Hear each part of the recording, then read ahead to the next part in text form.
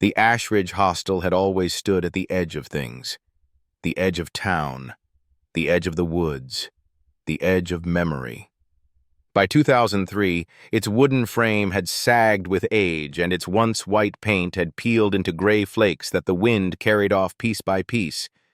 But for travelers, hikers, and the occasional backpacker, it was enough. The price was low, the beds, while creaky, were warm, and the wood stove downstairs gave off a steady glow on cold nights. Locals said the hostel had character. Guests said it had shadows. On the evening of October 11th, 2003, a man named David Moore arrived just as the sun had slipped behind the trees. He was 27 years old, with dark hair cut short and a lean, tired face. He carried nothing but a weathered backpack slung over one shoulder. The innkeeper on duty, a woman named Martha Price, remembered how quietly he came in. "He didn't have the look of a tourist," she told police later. "No maps. No questions about where to eat or what trail to take. He just wanted a bed." David signed his name in the guest book, his handwriting neat but small, and slid $30 in cash across the desk. Martha handed him the brass key to room 6. That key would never be returned. The other guests that night remembered him differently. A traveling salesman named Robert Dale swore David kept glancing over his shoulder as if expecting someone to walk in after him. "He had that hunted look," Robert said. "Like he wasn't traveling alone. Not really. Like someone was following just out of sight." 2 college students, Leah and Michael, thought the opposite. "He seemed normal," Leah recalled. "Quiet but polite.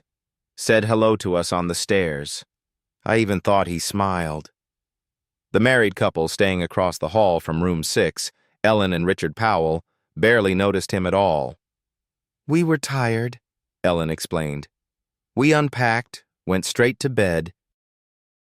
If he was out there in the hall, I didn't hear him."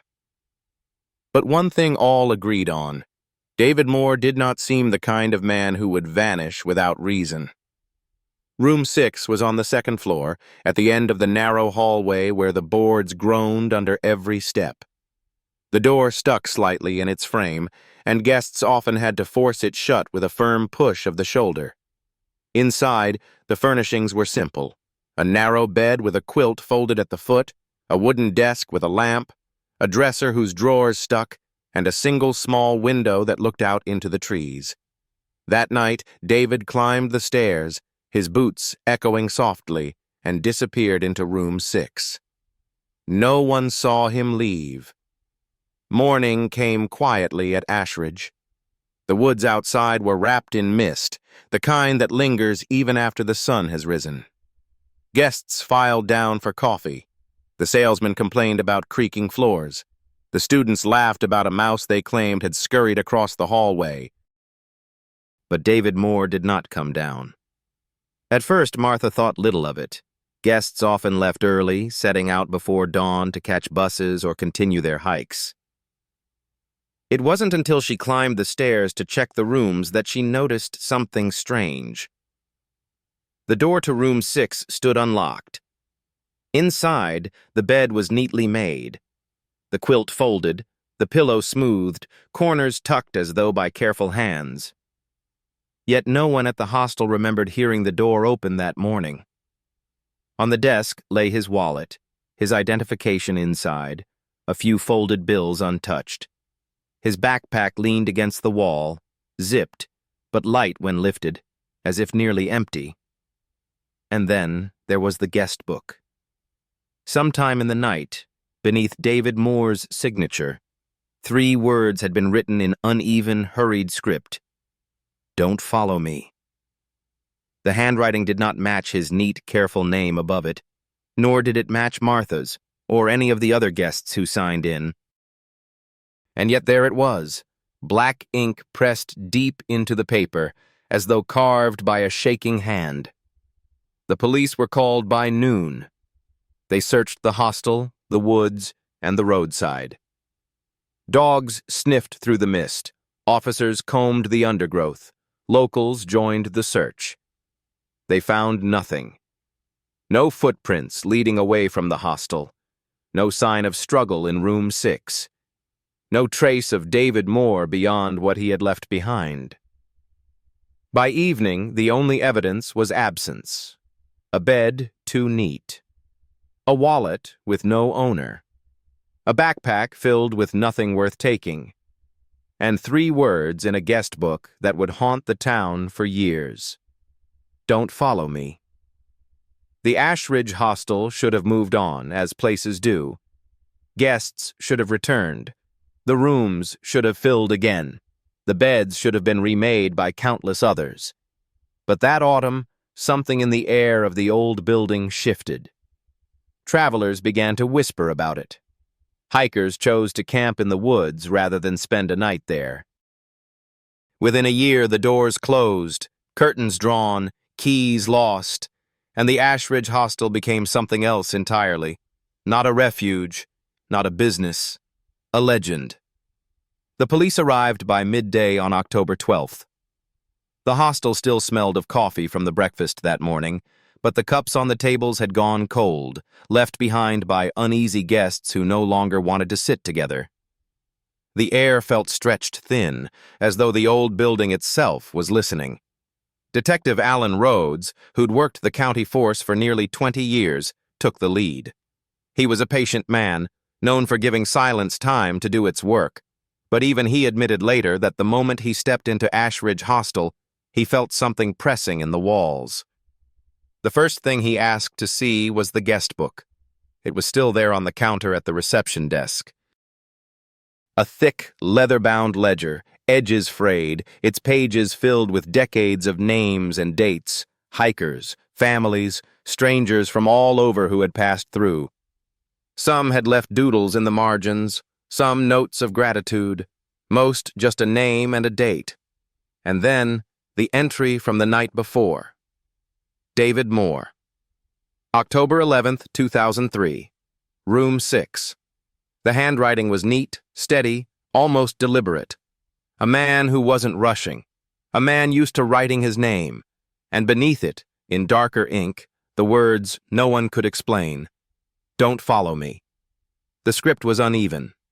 The letters leaned awkwardly as though written by a different hand entirely. The D in don't curved too sharply. The F in follow was jagged, its tail dragging across the line below. Rhodes bent over the book, tracing the words with his eyes but not his fingers. He didn't need to touch it to know it was real. The indentations were visible, pressed hard into the paper. Whoever had written it had pressed the pen down too firmly, the way you do when your hand is shaking. "Does this match his handwriting?" Rhodes asked. Martha, the innkeeper, shook her head. "No, not at all. He wrote his name so carefully, like he'd done it 1,000 times. This looks like panic." The detective nodded but said nothing. By protocol, every guest was questioned, and with every voice, the story began to fracture. Ellen Powell, the woman staying across the hall with her husband, was the first to insist that room 6 had stayed closed all night. "We went to bed early," she told Rhodes, hands folded tightly in her lap.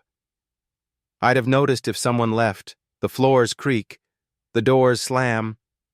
But it was quiet. That door never opened." Her husband Richard nodded in agreement. "We didn't hear a thing." But the college students, Leah and Michael, swore differently.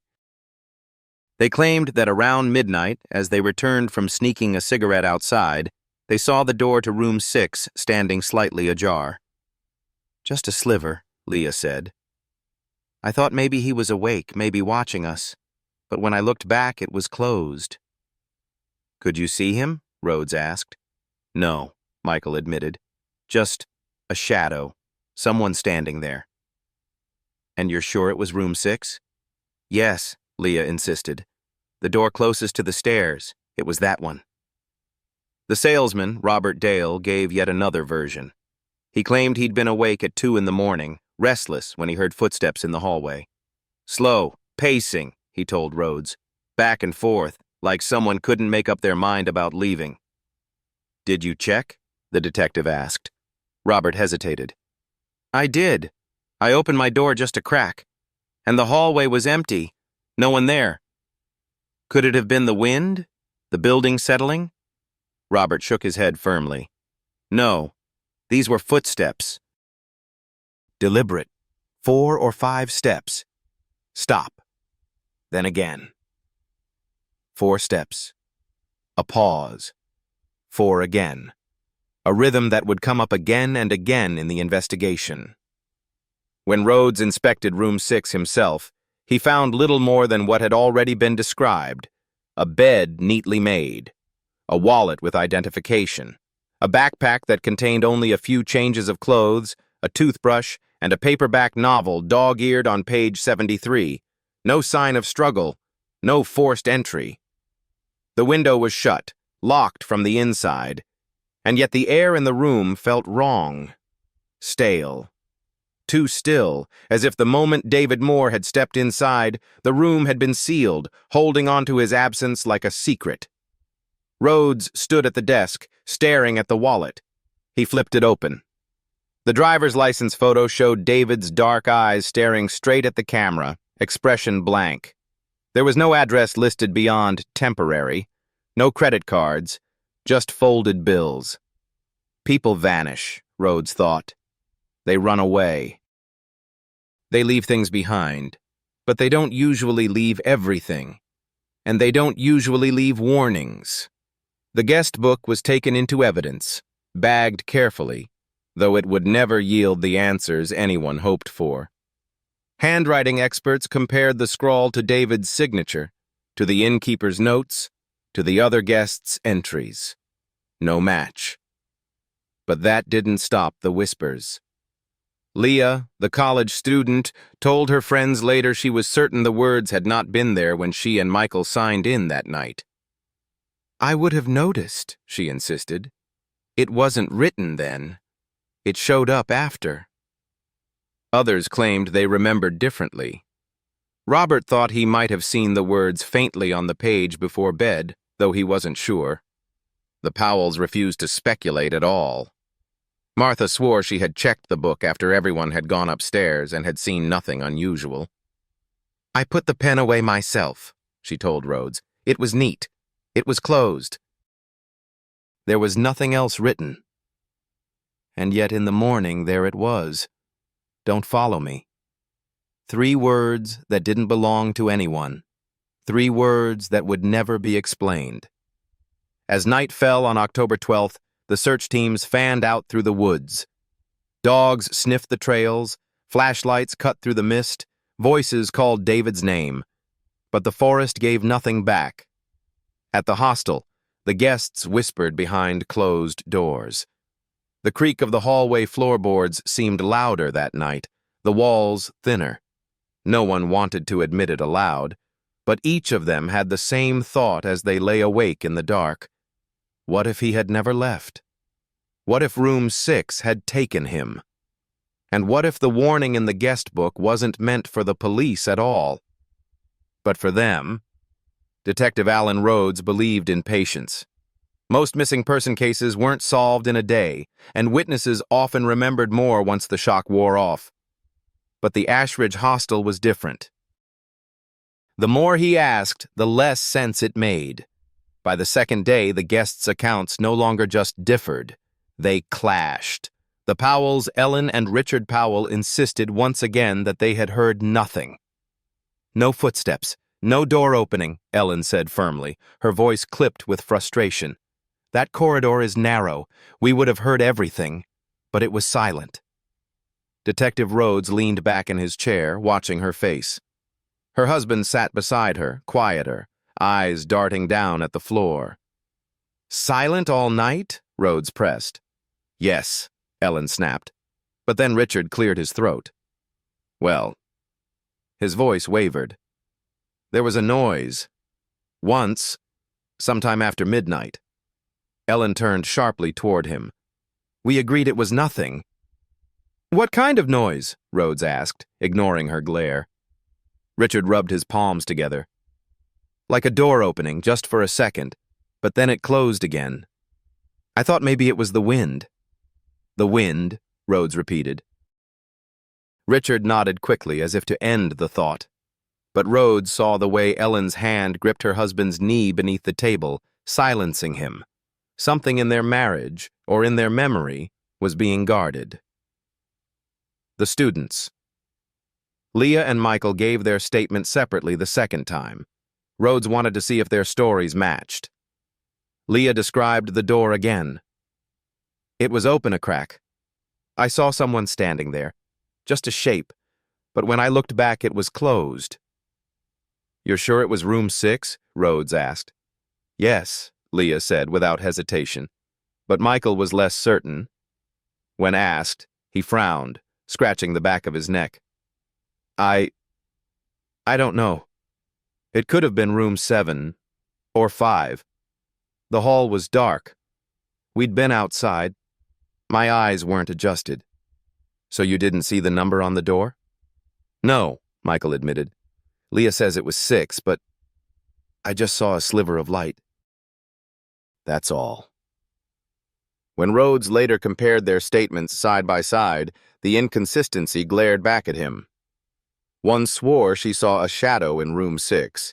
The other admitted he might not have seen the right door at all, but both agreed on one thing. Someone had been there, awake, watching. The salesman, Robert Dale, the salesman, stuck to his story, though even it shifted in the retelling. He had heard footsteps, he said. Slow, deliberate. 4 or 5 at a time, then a pause. Did you time them? Rhodes asked. Robert shook his head. No, but they were steady, like someone pacing. I opened my door a crack, but there was no one there. No one? Robert hesitated. Well, I thought I saw something at the far end of the hall, just for a second. What kind of something? A figure, maybe, but when I blinked, it was gone. Tall, short, male, female. Robert rubbed his temple. Tall, I think, but I could have imagined it. The hall was dark. When Rhodes pushed, Robert grew agitated. Look, I'm not crazy. I heard footsteps. That's what I know. But the contradiction gnawed at the detective. The Powells swore the hall had been silent. Leah swore she saw room 6 open. Michael wasn't sure which door he saw, and Robert swore someone had been pacing all night. If all of them were telling the truth, the hostel had been alive with noise. If none of them were, then silence itself was lying. The innkeeper. Finally, Rhodes sat again with Martha Price, the innkeeper. You checked the guest book after everyone went upstairs? He asked. Yes, like I always do. And the words, "Don't follow me," were not there. No, Martha said firmly. I'd remember that. It was clean. Just his name. But in the morning they appeared. She hesitated now. Yes. You're sure no one came in after? Her hands twisted together in her lap. The doors were locked. I locked them myself. And the key? Martha swallowed. Only I had it. Unless... She stopped herself. Unless what? Rhodes asked gently. Unless it was already inside, she whispered. The detective's notebook. That night, back at his office, Rhodes opened his own notebook and began listing what he knew. The bed in room 6 was made. The wallet and backpack remained. The guest book carried a warning in a hand that belonged to no one. Witness accounts clashed in every direction. But one line he circled 3 times. All agree something was wrong with the hallway, whether silent or creaking or filled with pacing steps. The corridor outside room 6 was the stage, and something had played there that night. Rhodes closed his notebook, but he could not close the unease that followed him. The words echoed in his mind long after he turned off the light. Don't follow me. It did not sound like a warning from David Moore anymore. It sounded like an invitation from somewhere else. The Ashridge woods had always been dense, thick with pine and oak, their branches crowding out the sky. In daylight, hikers followed narrow trails that looped toward the river, their paths worn into the soil by decades of boots.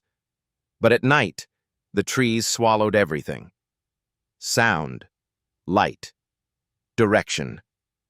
When David Moore vanished, it was the first place the police looked. By the second evening, Detective Rhodes had called in search teams from 2 neighboring counties. Dozens of volunteers lined up at the edge of the hostel grounds, flashlights strapped to their jackets, dogs straining at leashes. The air was damp, the mist so heavy it curled low across the grass. "You know what to do," Rhodes said. His voice was steady, but his eyes flickered toward the hostel, its windows glowing faintly in the fog. "Grid search. Call if you find anything." And then they went in. The forest swallowed them immediately. Flashlights cut through the mist in thin beams, catching branches, bark, the occasional gleam of water. The dogs barked, then whined, then pulled at the traces of scent only they could find. For hours, the teams combed the woods. They called David's name, though each time it sounded smaller, thinner, as though the trees had taken it for themselves. At first, there was nothing. Then, near the old footpath that led away from the hostel, one of the dogs began to bark sharply. The handler shouted for Rhodes, and within minutes, the detective was there, crouching beside a patch of earth.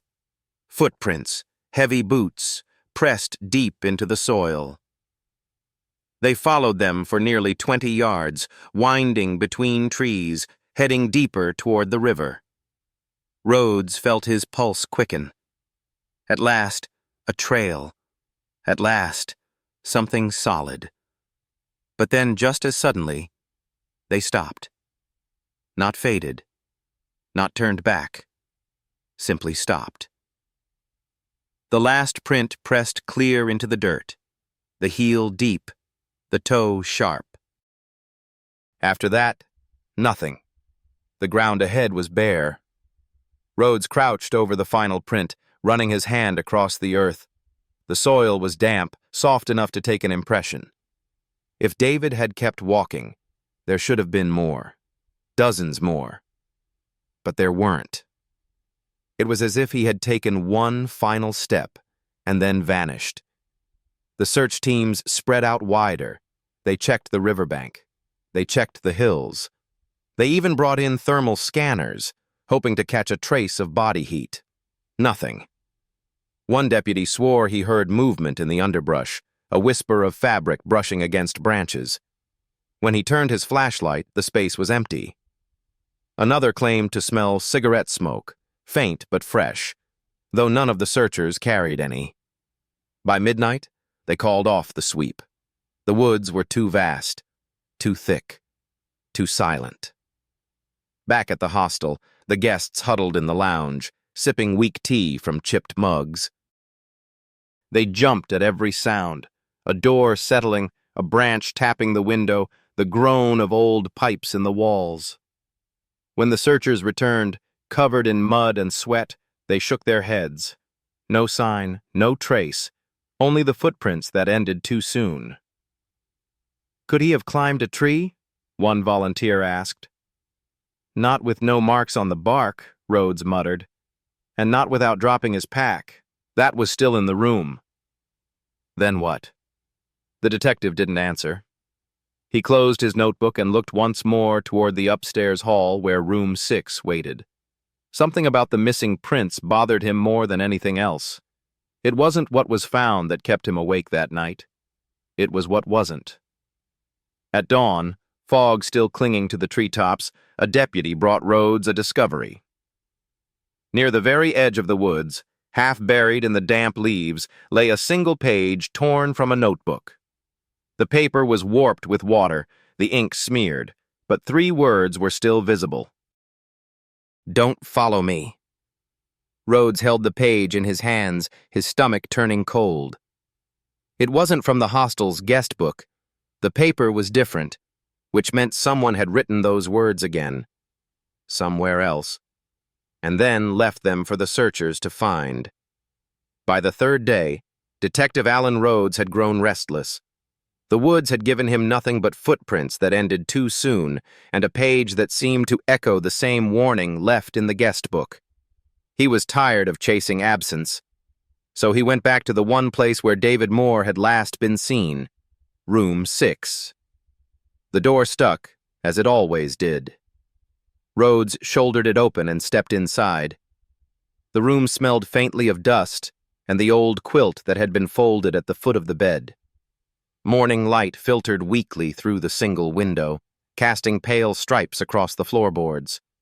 At first glance, nothing had changed. The bed was still perfectly made. The pillow sat plump and smooth.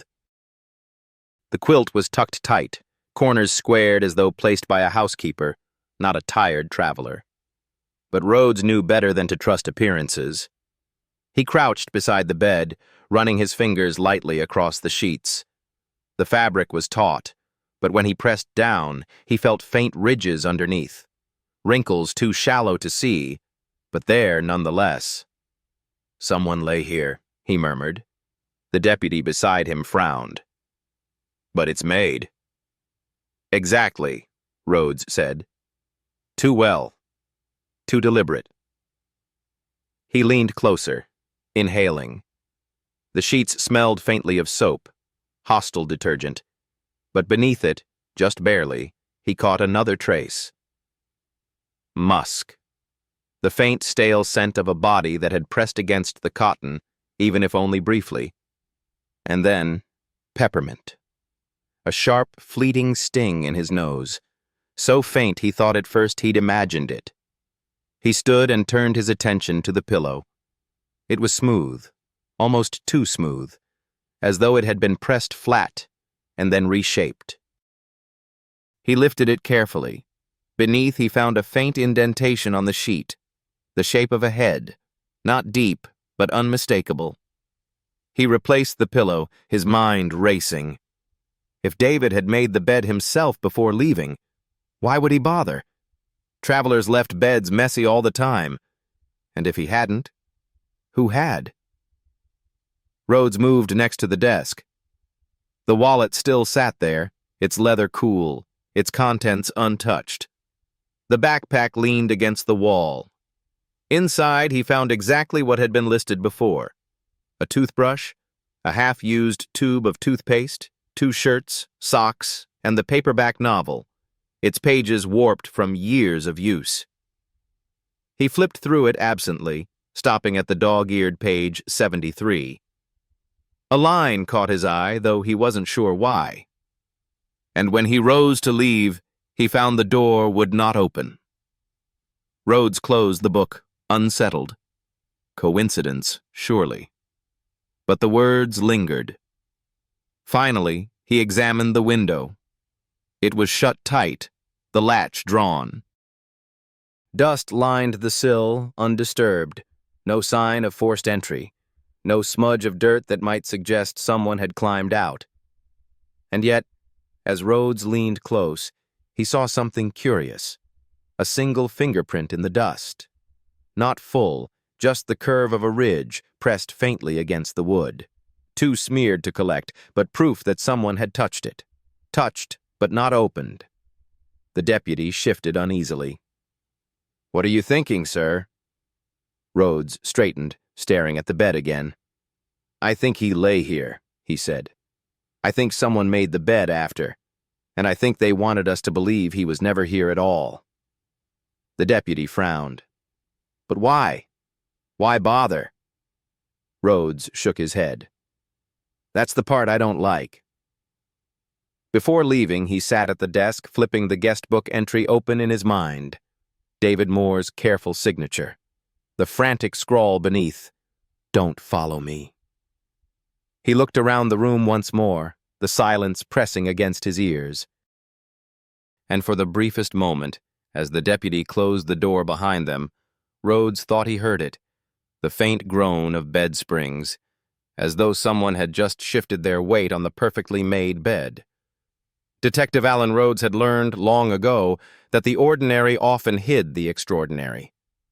People overlooked what was in plain sight because it seemed too simple to matter. That's why, on the fourth day of the investigation, he went back to David Moore's backpack. It was a plain canvas pack, faded green, the kind hikers carried. The zippers stuck slightly at the corners, the straps frayed. On the surface, it looked like nothing, a bag packed by a man planning a week of modest travel. Inside, 2 shirts, one folded, one balled into a corner, socks rolled into a pair, a toothbrush, worn at the edges, a half-empty tube of toothpaste, the paperback novel, still creased on page 73. That was all. No phone, no journal, no camera. Nothing that marked a man's life beyond what fit in a pocket. Rhodes spread the contents across the desk, methodical, his deputy watching. "Anything?" the deputy asked. "Not yet," Rhodes murmured. He ran his fingers along the inside seams of the bag, pressing the fabric. That's when he felt it. Something stiff, hidden in the lining. He tugged at a loose thread, then pulled. A seam gave way, and out slid a folded scrap of paper. It was small, yellowed, edges frayed. The ink had bled slightly, as though damp at some point.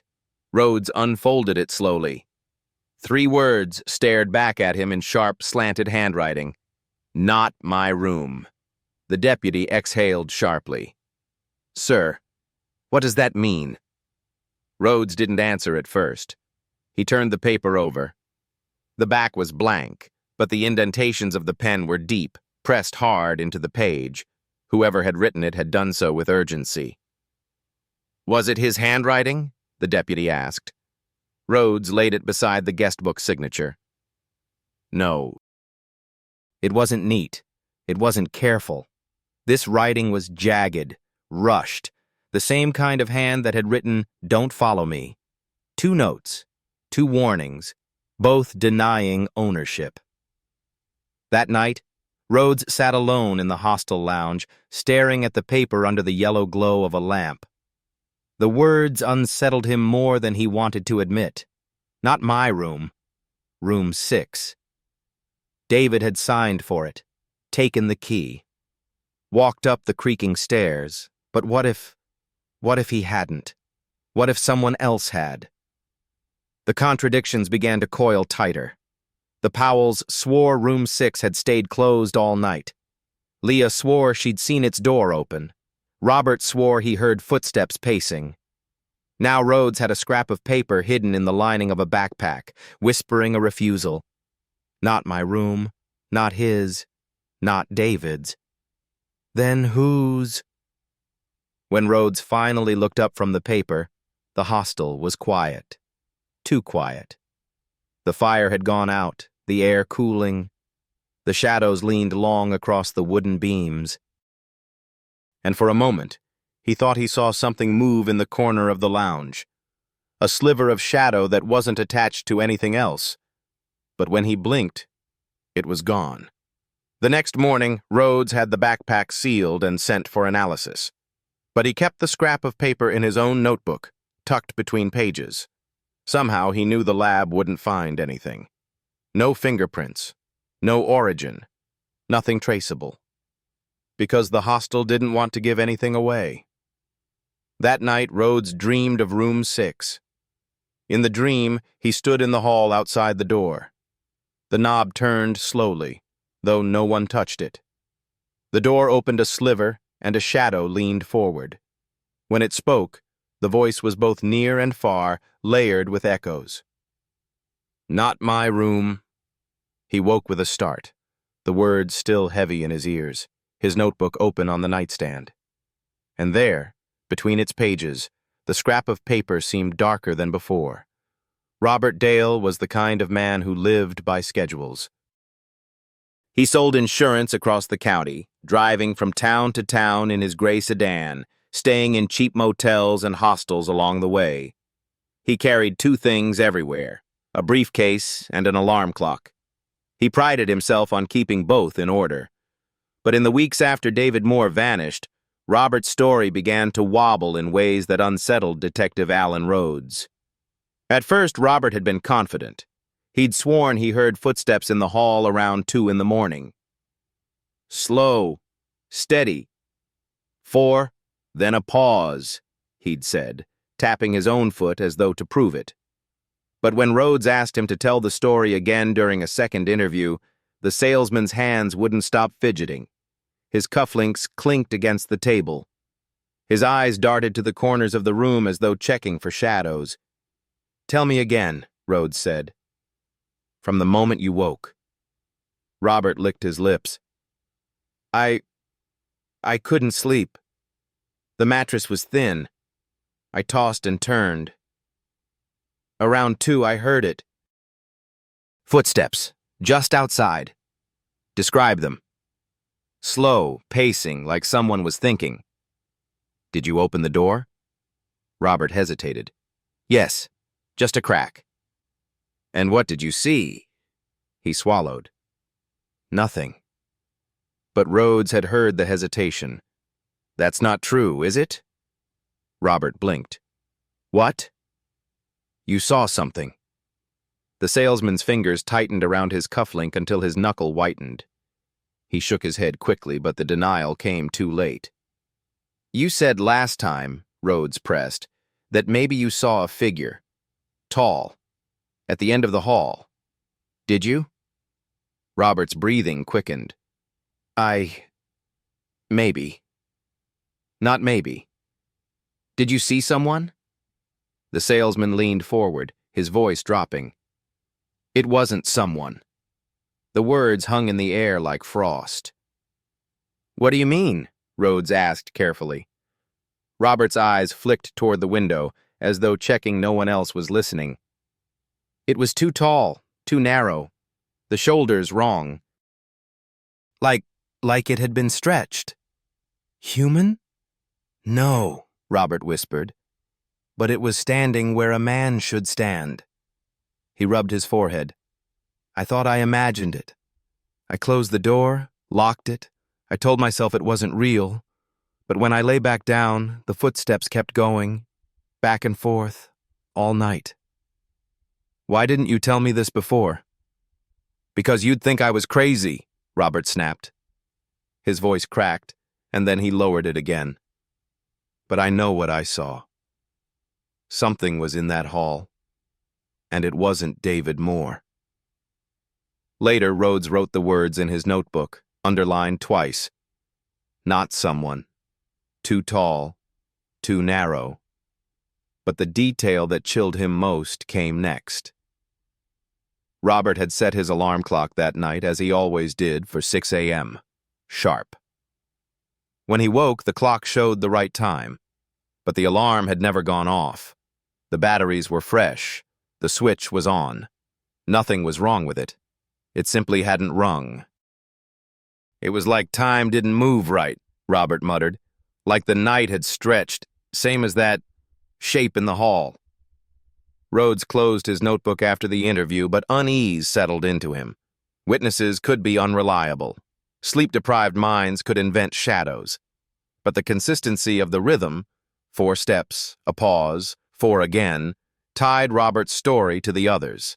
And the way his alarm clock had failed silently, without reason. It reminded Rhodes of something he didn't want to name.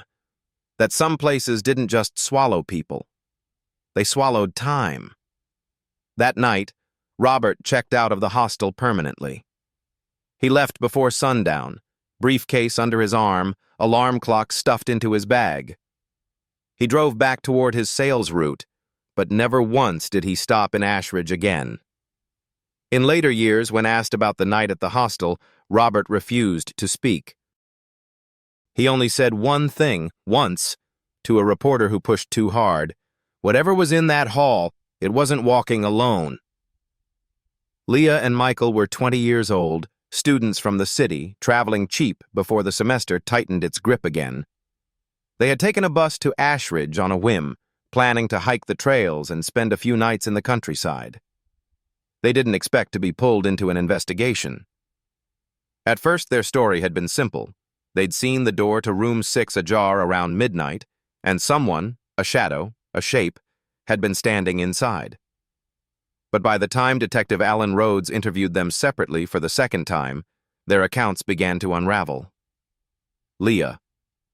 She sat upright in the chair, her dark hair tied back, her hands fidgeting in her lap, but her voice was steady. "I know what I saw," she insisted. "The door was open, just a sliver, and there was someone standing there." "Describe them," Rhodes said. Leah hesitated. "A man? I think. Taller than me. The hall was dark, but I saw his outline." "Was it David Moore?" Her brow furrowed. "I don't know. I didn't see his face, just the shape." "Could it have been someone else?" Her voice dropped. "It could have been anyone. Or—" She trailed off, biting her lip. "Or what?" She shook her head quickly. "Never mind. I don't want to sound crazy." Michael slouched in his chair, shoulders hunched, his knee bouncing nervously. His account shifted with every question. "I didn't see much," he admitted. "Leah's the one who noticed the door. I just followed her eyes." "But you told me before you saw the door yourself." Yeah, but I can't be sure. Maybe it was another door. The hall's dark. They all look the same." "So you didn't see room 6 open?" Michael chewed his lip. "No. Not exactly. I just saw light. A crack. Could have been anywhere." "Did you see anyone standing there?" His eyes darted to the floor. "No. Just the door." Contradictions. When Rhodes laid their testimonies side by side, the gaps widened. Leah. Room 6 was open. Someone was inside. Michael. Could have been another room. I saw nothing. Leah. A man's shape stood in the doorway. Michael. No one. Just a sliver of light. If they were lying, they weren't doing it together. If they were telling the truth, it was splitting in 2 directions. The third interview. On the third night, Rhodes tried again. This time, he asked about the sound. "Did either of you hear anything? Footsteps? Voices?" Leah nodded slowly. "Yes. Steps. 4 at a time. Then quiet." Michael's head snapped up. "No. Nothing. Just silence." "Are you sure?" Rhodes pressed. Michael's knee bounced harder. "Yes. It was quiet. Too quiet." The contradiction sharpened. Leah swore the hall had moved with sound. Michael swore it hadn't. And yet both looked terrified when asked. Afterward. When Rhodes dismissed them, Leah lingered by the door. "Detective," she whispered, "don't let him fool you." "Who?" Rhodes asked. "Michael. He didn't tell you everything. He was awake longer than he said." An hour later, when Rhodes asked Michael the same, the boy shook his head violently. "She's lying. She's obsessed. She kept staring at that door. Said she wanted to know what was inside. She dragged me to look. I didn't want to." Rhodes notes. That night, Rhodes sat in the empty lounge, his notebook open. He scrawled the details in his cramped handwriting. Leah equals door open, shadow standing there. Heard footsteps. Michael equals not sure which door. Heard nothing. Claimed silence. Both unsettled, both accusing each other of hiding something. And then he underlined a phrase twice. Someone is lying. Or something is lying for them. When he closed the book, he looked toward the staircase. The corridor above lay in darkness, room 6 at its end like a sealed mouth. For the first time, Rhodes felt the weight of the hostel pressing down on him. Not just the people inside, not just their contradictions. The building itself seemed to be telling different stories. Martha Price had run the Ashridge Hostel for nearly 15 years. She knew its creaks, its drafts, the way the pipes rattled in the walls when the heat kicked in. She also knew its silences, and how sometimes they felt thicker than sound. But until David Moore vanished, she had kept her mouth shut about what she'd seen. Detective Alan Rhodes found her in the kitchen late one night, staring into a chipped teacup as if the leaves at the bottom could give her an answer. The search had wound down for the day, and the guests had gone quiet behind their doors. The old clock on the wall ticked steadily, filling the silence. "You're not telling me everything," Rhodes said gently, sliding into the chair across from her. Martha's lips pressed thin. "I've told you what I know." "No," Rhodes said. "You've told me what you think sounds reasonable, but you've been here longer than anyone. You've seen things." Her eyes flicked up, sharp, then softened again. She sighed. "I shouldn't," she murmured. "People think I'm superstitious enough already." "Try me," Rhodes said. At first, she spoke cautiously, as though weighing each word. "It wasn't the first time," she said. "The guest book, the handwriting that doesn't belong." Rhodes leaned forward. "Explain." Martha rubbed her temples. "Every night before bed I check the ledger. Always have. I close it, put the pen away, but sometimes in the morning there'd be additions." "What kind of additions?" "Names," she whispered. "Signatures of guests who never stayed here." Rhodes frowned. "You mean false entries?" Martha shook her head. "No, not false. I checked.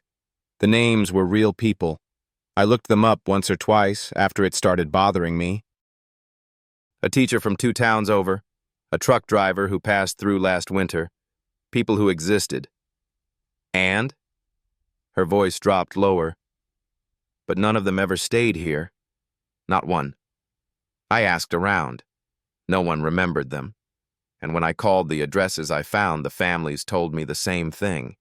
They had died. Years ago." The room grew colder. Rhodes felt the hairs on his arms rise. "You're telling me the guest book writes down the names of the dead?" he asked. Martha's hands trembled around the teacup. "Not the dead. Not always. Sometimes just names. People who weren't there. People who never arrived." "And you didn't report this?" Her laugh was brittle. "To who? The sheriff? He'd tell me it was pranksters, or that I was tired. Maybe I was. Until David." Rhodes stared at her. "So when you saw Don't Follow Me?" She nodded quickly, her eyes wide. "It wasn't the first time words appeared, but it was the first time I knew it mattered." Rhodes scribbled furiously in his notebook, his mind racing. "How many times did this happen?" Martha hesitated. "Half a dozen. Maybe more." "And the last time before David Moore?" Her gaze dropped to the table.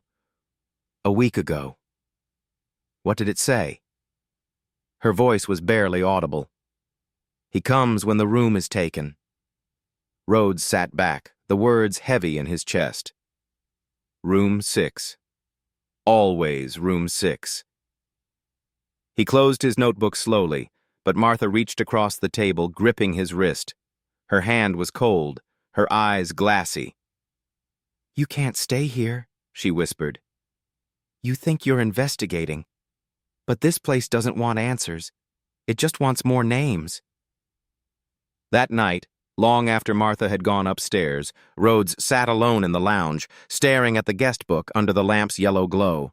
The pages fluttered slightly in the draft from the window, though it was shut tight.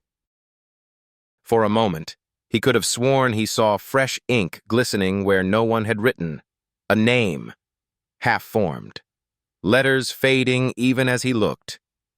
When he blinked, the page was blank again. But the smell of peppermint lingered in the air, sharp enough to sting. On the 5th day of the search, the air around the hostel shifted. Until then, the building had belonged to the guests, the deputies, and Detective Alan Rhodes. They moved through its halls like strangers in a borrowed space, measuring absence, taking notes. But when David Moore's family arrived, the place no longer felt like just an investigation. It felt like a wound reopening. His mother came first. Her name was Caroline Moore, a woman in her 50s with tired eyes that seemed older than the rest of her face. She carried a small handbag pressed tightly to her chest, as though it were the only anchor keeping her upright. Behind her was David's younger sister, Anna, 22, thin and restless, her hands constantly twisting the strap of her purse. And trailing them was David's uncle, a broad man named Frank Moore, whose heavy steps seemed to rattle the hostel floorboards. He said little, but his jaw clenched with every breath. Martha Price, the innkeeper, greeted them at the door, but the moment Caroline crossed the threshold, she began to cry. "He was here," she whispered. "I can feel it." Detective Rhodes gave them time to settle in the lounge before he began his questions. The family sat close together on the worn couch, the wood stove humming faintly beside them. "When did you last hear from David?" Rhodes asked. Caroline's voice trembled. "A week ago. He called. Said he was traveling, clearing his head. I asked why he didn't come home, but he wouldn't answer. Just said he needed to see something for himself." "What?" "I don't know." She dabbed her eyes with a handkerchief. "He never said." Anna leaned forward suddenly. "He had a letter," she blurted. Rhodes turned to her. "What kind of letter?" Anna hesitated, glancing at her mother, then pulled a folded envelope from her bag. The paper was yellowed, edges bent. "He showed it to me before he left. He said it was why he was going." Rhodes unfolded the paper carefully. The handwriting was jagged, uneven, written in dark ink that had bled slightly into the fibers. It read, "David, you don't know me, but I know you. If you want the truth about what happened in Ashridge, come before the 11th. Bring no one. Don't tell anyone where you're going. Room 6 will be ready.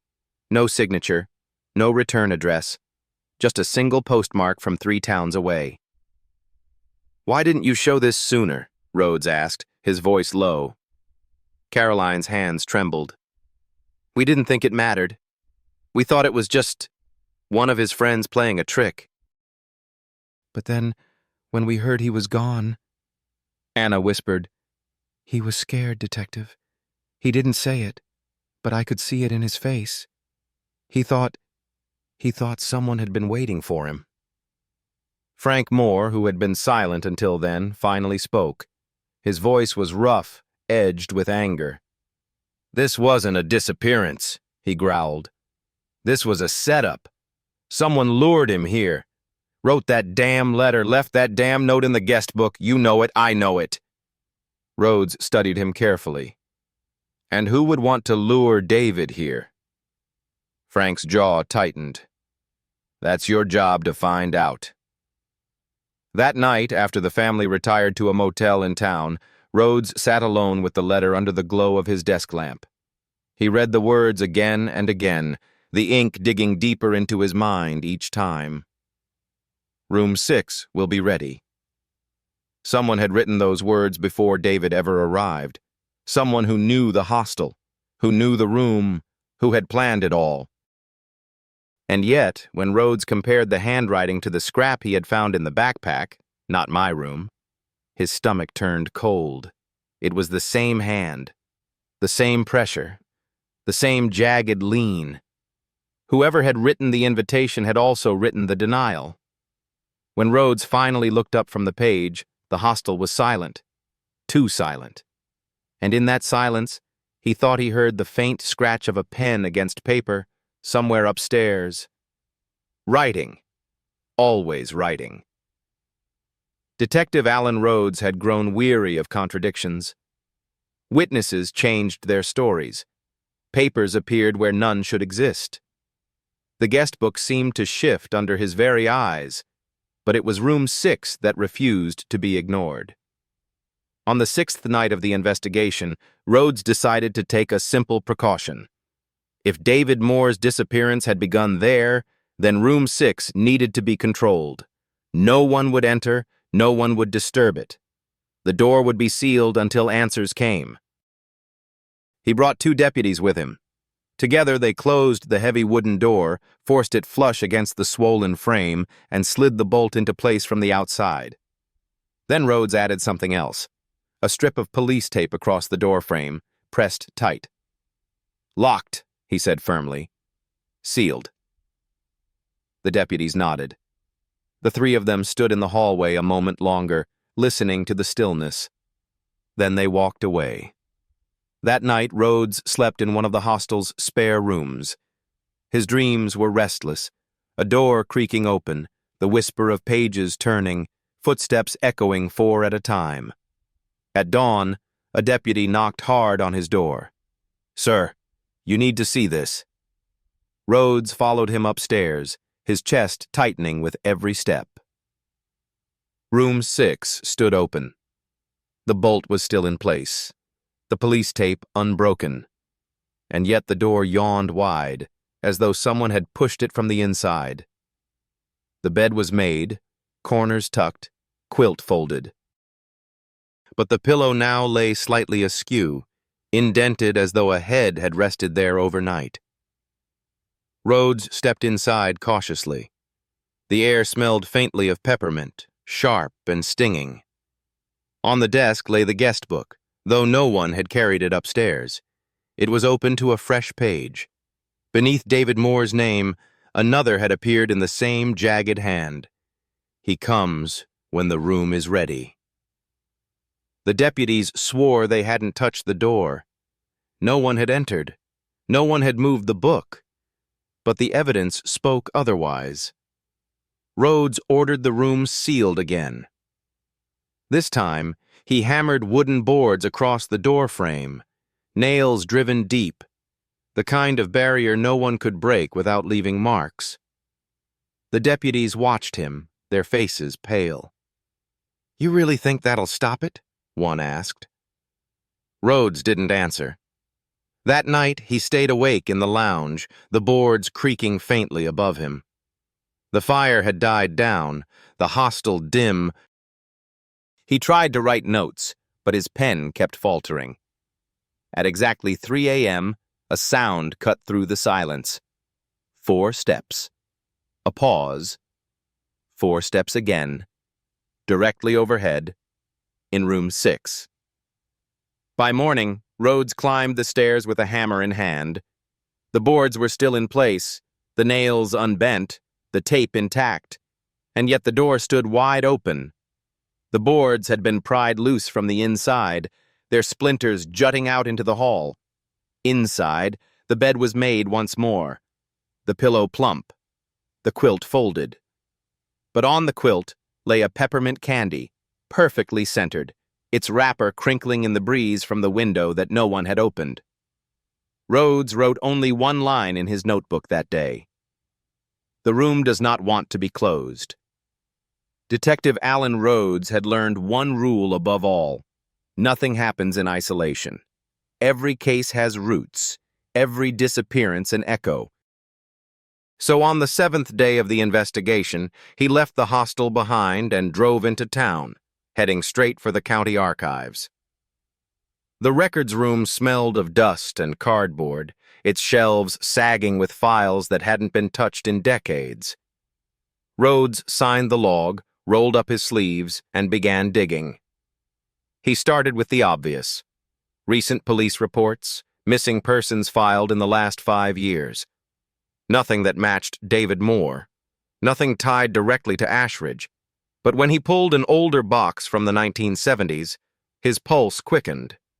Inside, beneath yellowed papers and brittle photographs, was a folder stamped Ashridge Hostel Incident, 1979. The file was thin, just 3 pages. The first was a report from a local officer, written in type so faint the letters blurred, October 14th, 1979. Missing person reported by hostel proprietor. Subject, Thomas Keene, age 31, traveling salesman. Checked in October 12th. Not seen after the evening of October 13th. Room 6 assigned. The second page listed the search efforts. Woods combed, river checked, neighbors questioned. No trace found. The third page was a single note, handwritten in the margin by the officer. Bed neatly made. Wallet and bag left behind. Guest book entry intact. Additional words appeared beneath signature. Don't wait for me. Rhodes froze. His hand tightened on the paper. Not, don't follow me, but close. Too close. He read the file 3 times, his heart pounding. Thomas Keene, a salesman, room 6. Vanished in almost the exact same manner as David Moore. Bed made, belongings left, words scrawled in the ledger, and then the case dropped into silence. No follow-up, no suspects, no explanation. The file had sat untouched for 24 years. Forgotten. Rhodes slammed the folder shut and checked the archive logs. No one had requested the file in over 2 decades. No one remembered Thomas Keene. But the hostel had remembered. Room 6 had remembered.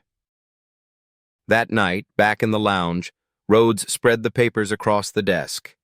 Martha Price hovered in the doorway, her face pale. "Who was he?" she whispered. "A salesman," Rhodes said. 31. Checked into room 6 in 1979. Never left. Martha's hand flew to her mouth. I've never heard of that." "Of course you haven't. Nobody told you. They buried it." "Then," her voice shook, "then David wasn't the first." "No," Rhodes said softly. His eyes drifted upstairs toward the hallway. He was just the one who brought the room back to life. Later, alone, Rhodes reopened the guest book to David's page. Beneath the hurried scrawl, "Don't follow me," he thought he saw something faint, ghosting beneath the ink. Another phrase, etched years before. "Don't wait for me." The 2 warnings overlapping, bleeding into each other across decades. For the first time, Rhodes understood the truth that chilled him more than anything else. Room 6 wasn't haunted by a single disappearance. It was collecting them, one by one. By the 8th night, Detective Alan Rhodes had begun to dread the guest book. It sat on the reception desk, thick and heavy, its leather cover cracked with age. By day, it looked ordinary. Just pages filled with signatures and dates, doodles from bored travelers, the occasional note of thanks. But by night, it seemed to breathe, and it never stayed the same. Rhodes had the book locked in an evidence bag after discovering the 1979 case. He wanted no more surprises. But the following morning, when he checked it again, a new entry glared up at him through the plastic. No signature, just 3 words, "Still in room." The ink was fresh, dark, pressed deep into the fibers of the page. Rhodes's deputies swore they hadn't touched it. The bag's seal hadn't been broken, and yet the words had appeared overnight. He set the book on the desk in the lounge and gathered the others, Martha, the innkeeper, and the remaining witnesses who still lingered in town. "This was written last night," Rhodes said, his voice low. "But no one opened the bag. No one touched it. You all see the seal." The Powells exchanged uneasy glances. Michael shifted uncomfortably. Leah crossed her arms, her eyes darting toward the stairs. "Maybe someone's sneaking in," Richard Powell offered weakly. Rhodes shook his head. "Then explain the bag." The silence that followed was heavier than the words themselves. That night, Rhodes decided to test the book. He placed it back in the evidence bag, sealed it himself. Then he set it on the desk in the lounge where everyone could see it. He told the deputies to take turns watching it in shifts, never leaving it unattended. Nothing happened for hours. The deputies sat, sipping coffee, eyes fixed on the book. Midnight came. 1 o'clock. 2. At exactly 3 a.m., the room went cold. The fire in the stove guttered as though sucked of air. The clock on the wall ticked louder, and for a moment the sound of footsteps echoed from the hall above. 4 steps, a pause, 4 again. The deputies froze, staring upward. When they looked back down, the book had changed. The bag was intact, the seal unbroken, but a new line had appeared on the page, the ink glistening wet. Don't follow the steps. One deputy swore he saw the words appear, letter by letter beneath the plastic. Another claimed he heard the faint scratch of a pen, though no one held one. Rhodes said nothing. He just stared at the phrase until it blurred in his vision. Don't follow the steps. Not don't follow me. Not don't wait for me.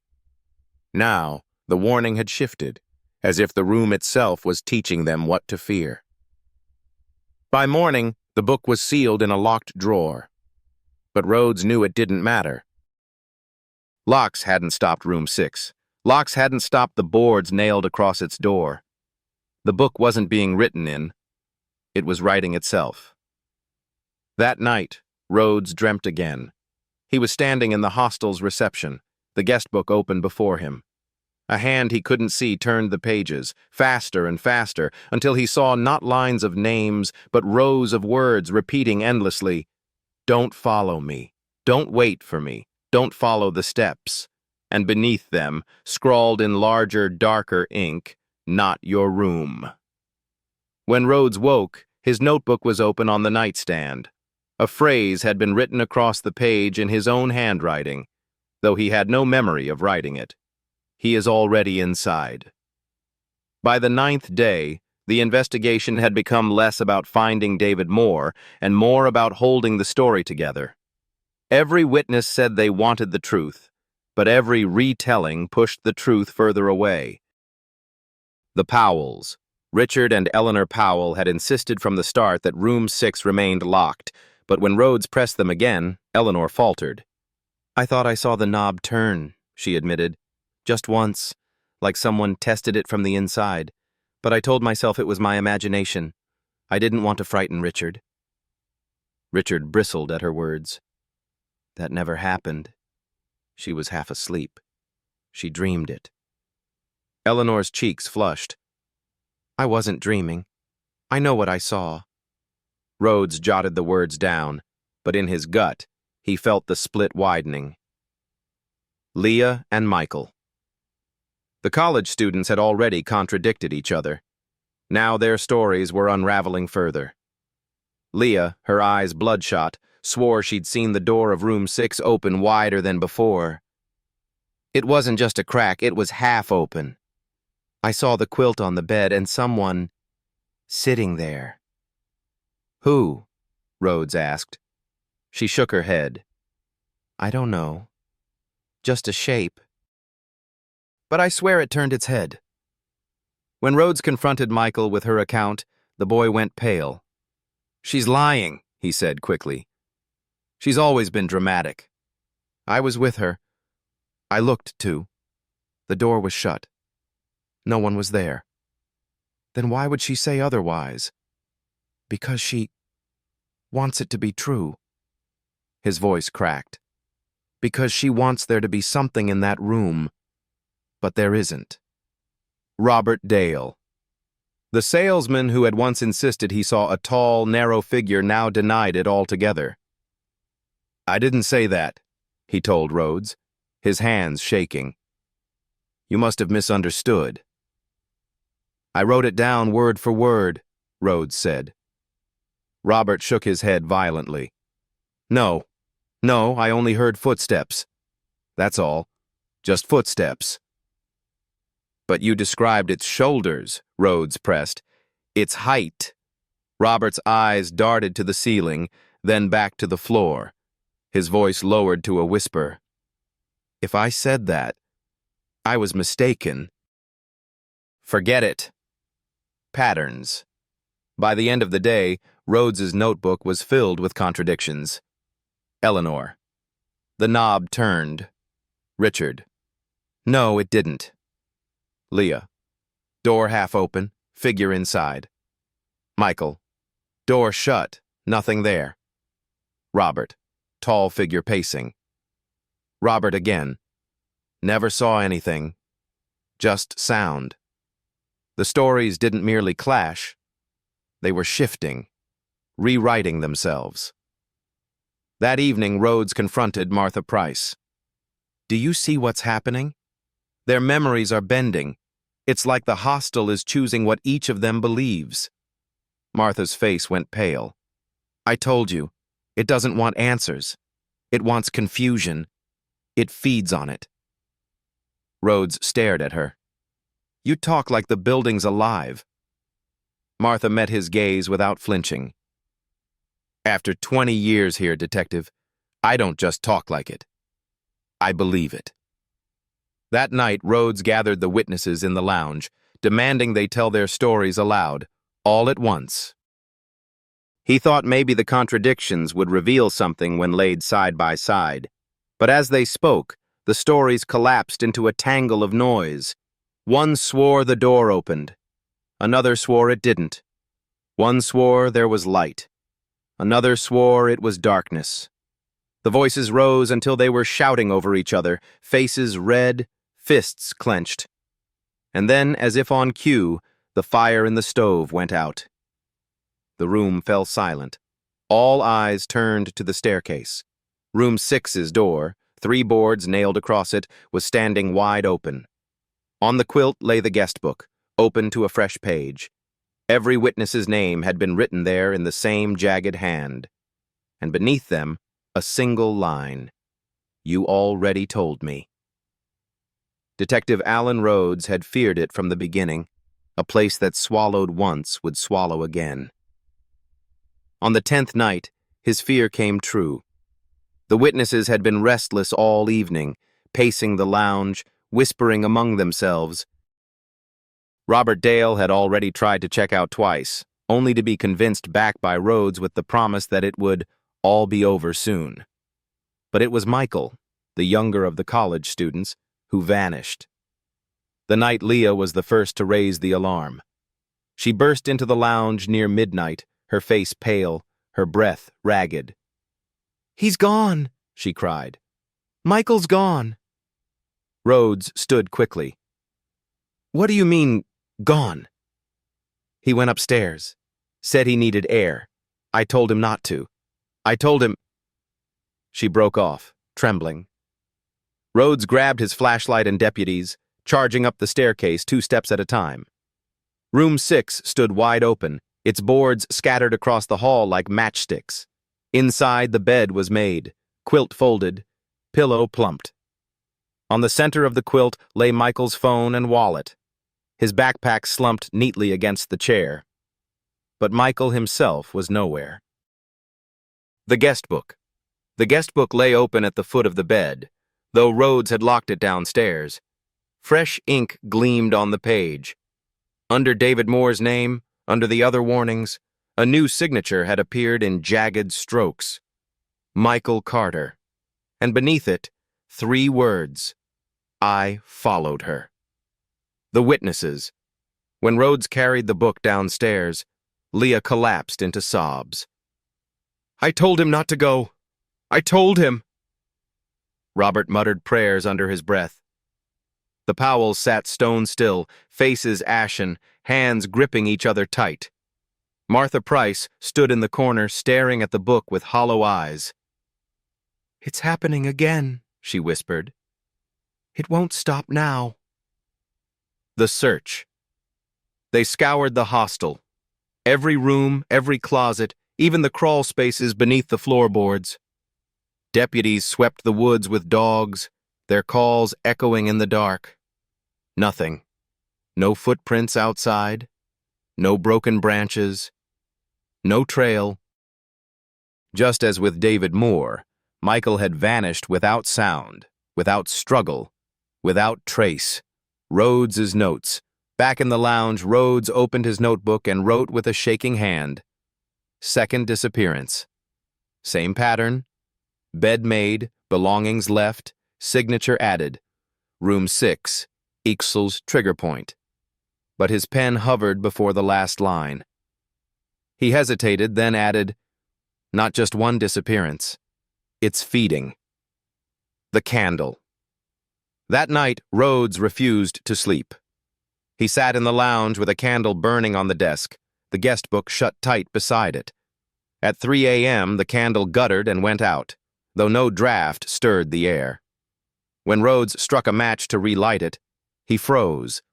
The guest book was open again. On the fresh page, beneath Michael's jagged entry, new words shimmered in the ink, still wet. One more, before the moon. Rhodes slammed the book shut, his hands trembling. For the first time, he understood the pattern. It wasn't random. The hostel wasn't finished. It was counting down. Detective Alan Rhodes had stared at crime scenes long enough to know that patterns, once uncovered, were never coincidences. And the hostel had been whispering its pattern all along. The notebook. After Michael's disappearance, Rhodes sat at the desk in the lounge, spreading the evidence before him like puzzle pieces. 1979. Thomas Keene disappears. October. Full moon. This year, David Moore disappears. November. Full moon approaching. Now, Michael Carter. 9 nights before the next full moon. And in the guest book, one more before the moon. Rhodes pulled a calendar from his bag, flipping to November. The next full moon was marked in black ink, the 14th. He checked his watch. It was the 6th. 8 nights left. The old note. Rhodes dug again through the archive copy of the 1979 file. His finger stopped on the officer's margin note, written in hurried script. Guest book note, don't wait for me. Night of the hunter's moon, the hunter's moon. October. And now, November's full moon, known locally as the morning moon. A chill ran through Rhodes. It wasn't random. The hostel had been taking people in rhythm with the sky. The cycle wasn't yearly. It was lunar. Martha Price. When Rhodes confronted Martha with his theory, her face drained of color. I've heard the old stories, she whispered. The people in town say the hostel was built on land that belonged to a hunting lodge. Men used to come here to take deer when the moon was full, blood and moonlight, always together. Superstition, Rhodes muttered. Then explain the timing, Martha shot back. Every time it happens, it's the moon. You can't deny it. Rhodes's realization. Alone again, Rhodes jotted furiously, disappearances tied to lunar cycle. Full moon equals trigger point. David equals invitation. Michael equals second offering. Guest book predicted next. His pen hovered. He wrote slowly. There will be a third. The night. That night, Rhodes sat awake, listening to the silence thicken. His deputies dozed in their chairs, but he couldn't close his eyes. At exactly 3 a.m., the familiar sound came again. 4 steps. A pause. 4 steps. Pacing. Upstairs. Room 6. The deputies stirred, their faces pale. Rhodes stood, flashlight in hand. But before he climbed the stairs, a sound cut through the silence. A howl. Not human. Not animal. Something stretched between. It rose and fell with the rhythm of breath. And then it was gone. The guest book. When Rhodes checked the guest book at dawn, a new line had appeared beneath Michael's entry. The moon keeps count. Rhodes stared at it until his eyes blurred. 8 nights left, 2 gone, 1 more, before the moon. Detective Alan Rhodes knew he couldn't fight shadows without first understanding where they were born. So on the morning after his moonlit realization, he drove into the town of Ashridge and asked for the oldest record keeper they had. That led him to Harold Fenwick, a frail historian in his 70s, his office stacked with maps, brittle books, and framed photographs of men with stern faces and long coats. The origins. Rhodes wasted no time. He spread the photocopy of the 1979 case file across the desk and asked, "What do you know about the hostel?" Fenwick's hands trembled as he adjusted his spectacles. Ah, the hostel. It was a hunting lodge, originally, built in 1891 by the Whitaker family, wealthy landowners. They called it the Ashridge Lodge back then. Hunting lodge? Yes. They came each autumn to stalk the woods, always around the full moon, not for deer, though, not only deer. Fenwick lowered his voice. The records are strange. Guests invited under peculiar circumstances. Locals reported hearing cries at night. Not animals, not men. And always, the same number missing from the village rolls afterward. Rhodes felt his chest tighten. Missing? Fenwick nodded grimly. Transient folk. Workers, drifters, those no one would notice. They'd vanish after a night at the lodge. Room 6. Rhodes leaned forward. What about room 6? The historian hesitated, then reached for a leather-bound ledger. He flipped through pages until his fingers stopped at a hand-drawn floor plan. There were only 5 bedrooms, Fenwick whispered. Rhodes frowned. What? He turned the book toward him. The plan showed 5 rooms, neatly arranged. No 6th. Room 6 was never built as part of the lodge, Fenwick said. It was added later, when the place was converted into a hostel in the 1920s. But according to old carpenter's notes, they didn't build onto the house. They carved the room out of it. Out of it? Yes. They bricked up a storage space at the end of the hall and declared it a room. But... His voice faltered. The space was already there. It shouldn't have been. The warning Fenwick closed the ledger and looked at Rhodes with hollow eyes. Detective, you must understand. Room 6 doesn't belong to the house. It belongs to whatever was in the woods before the lodge was built. The Whitakers knew it. That's why they avoided it. That's why it was hidden for decades. Rhodes's pulse pounded in his ears. Are you saying the room itself is... I'm saying it's not a room at all, Fenwick cut in sharply. It's a threshold, a mouth, and it has to be fed. The name.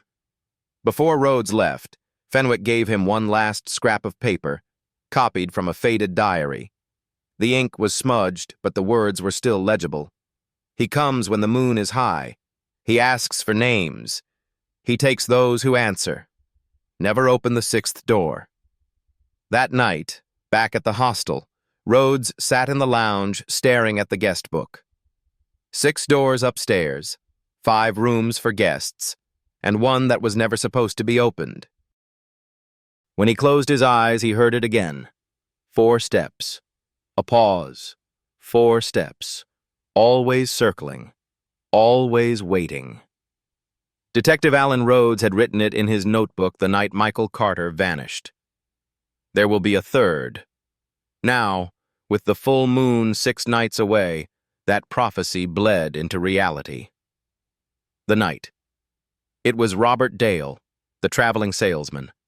The man who had sworn he saw a figure pacing the hall, then denied it, then trembled each time room 6 was mentioned. On the 11th night, he was gone. The discovery came at dawn. One of the deputies knocked on Rhodes's door, his face pale, his voice unsteady. Sir, you'd better come. Robert's bed was neatly made, his suitcase zipped shut at the foot of the mattress. His alarm clock sat on the nightstand, still ticking, but the alarm dial had been twisted to a time that didn't exist. The hand jammed between numbers, pointing to nothing. On the quilt lay his briefcase, propped open. Inside were his papers, his contracts, his pens, and a single sheet of hostel stationery, written across it in the same jagged hand as all the others, "I told you, too tall, too narrow." The words Robert had once spoken in confidence to Rhodes, now preserved, as if the room itself had written them down. The witnesses. Eleanor Powell collapsed into sobs when she saw the empty bed. Richard tried to comfort her, but his own hands shook. Leah sat in silence, staring at the floor, her lips moving soundlessly. Martha Price, the innkeeper, whispered, "3. It's always 3 before the moon. Always." Rhodes snapped his head toward her. "What do you mean, always?" Martha's eyes welled. "You think this is the first time I've seen disappearances? It happens in 3s, every time. Then the moon rises and it's over. For a while." "For a while?" Rhodes pressed. She nodded miserably. "Until it begins again." The guest book. When Rhodes opened the book that morning, Robert's name had already appeared in that same sharp script. Robert Dale beneath it, a single phrase. One more, before the moon. Rhodes's fury. That night, Rhodes tried to fight back. He stationed deputies at the top of the stairs, one at each end of the hall. He ordered them not to blink, not to leave their posts. But when the clock struck 3 a.m., the same sound filled the hostel. 4 steps, a pause, 4 again, and then, from room 6, the sound of a pen scratching on paper. The deputies swore they never moved, swore the door never opened. But at dawn, the guest book was open on the reception desk. Fresh ink still glistened. Names are doors. The realization. Rhodes sat in the lounge, his hands trembling over his notebook. The room wasn't just taking people, it was using them. Every name written became another way in, another key, and the book wasn't filling itself at random. It was building something. When he looked up, the candle on the desk had burned down to nothing. Shadows crowded the corners of the lounge, thick and heavy, and for the first time, Rhodes felt the sickening certainty that his own name would be written next. The hostel creaked with a weight Detective Alan Rhodes could no longer call natural. The walls groaned like lungs. The windows shivered even when the air outside was still.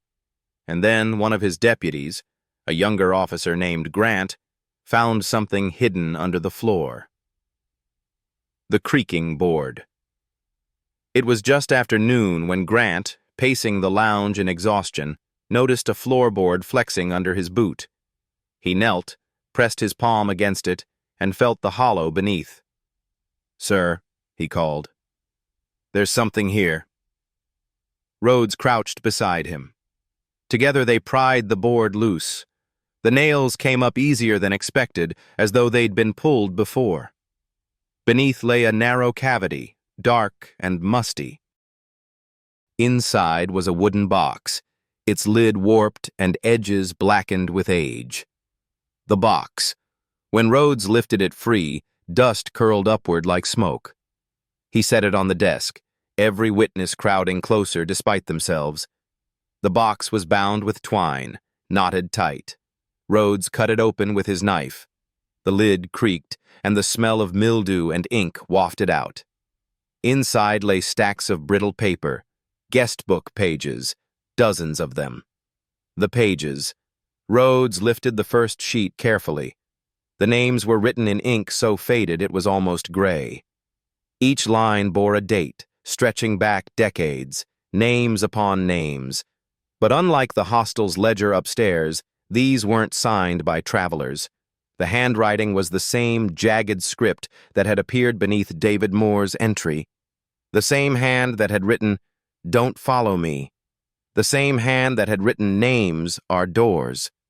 Every page filled with names written by no guest at all. The dead Grant swallowed hard. "Sir, look." He pointed to one of the lists. Rhodes scanned the names. His chest tightened. They weren't strangers. He recognized them. One was Thomas Keene, the salesman from 1979. Another was a young woman who'd drowned in the river in 1962. Another, a logger who'd gone missing in 1948. Each name matched a disappearance within 50 miles of Ashridge. People who had been reported missing. People never found.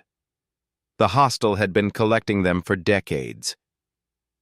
The pattern Eleanor Powell whispered, "But if these are all written, does that mean they stayed here?"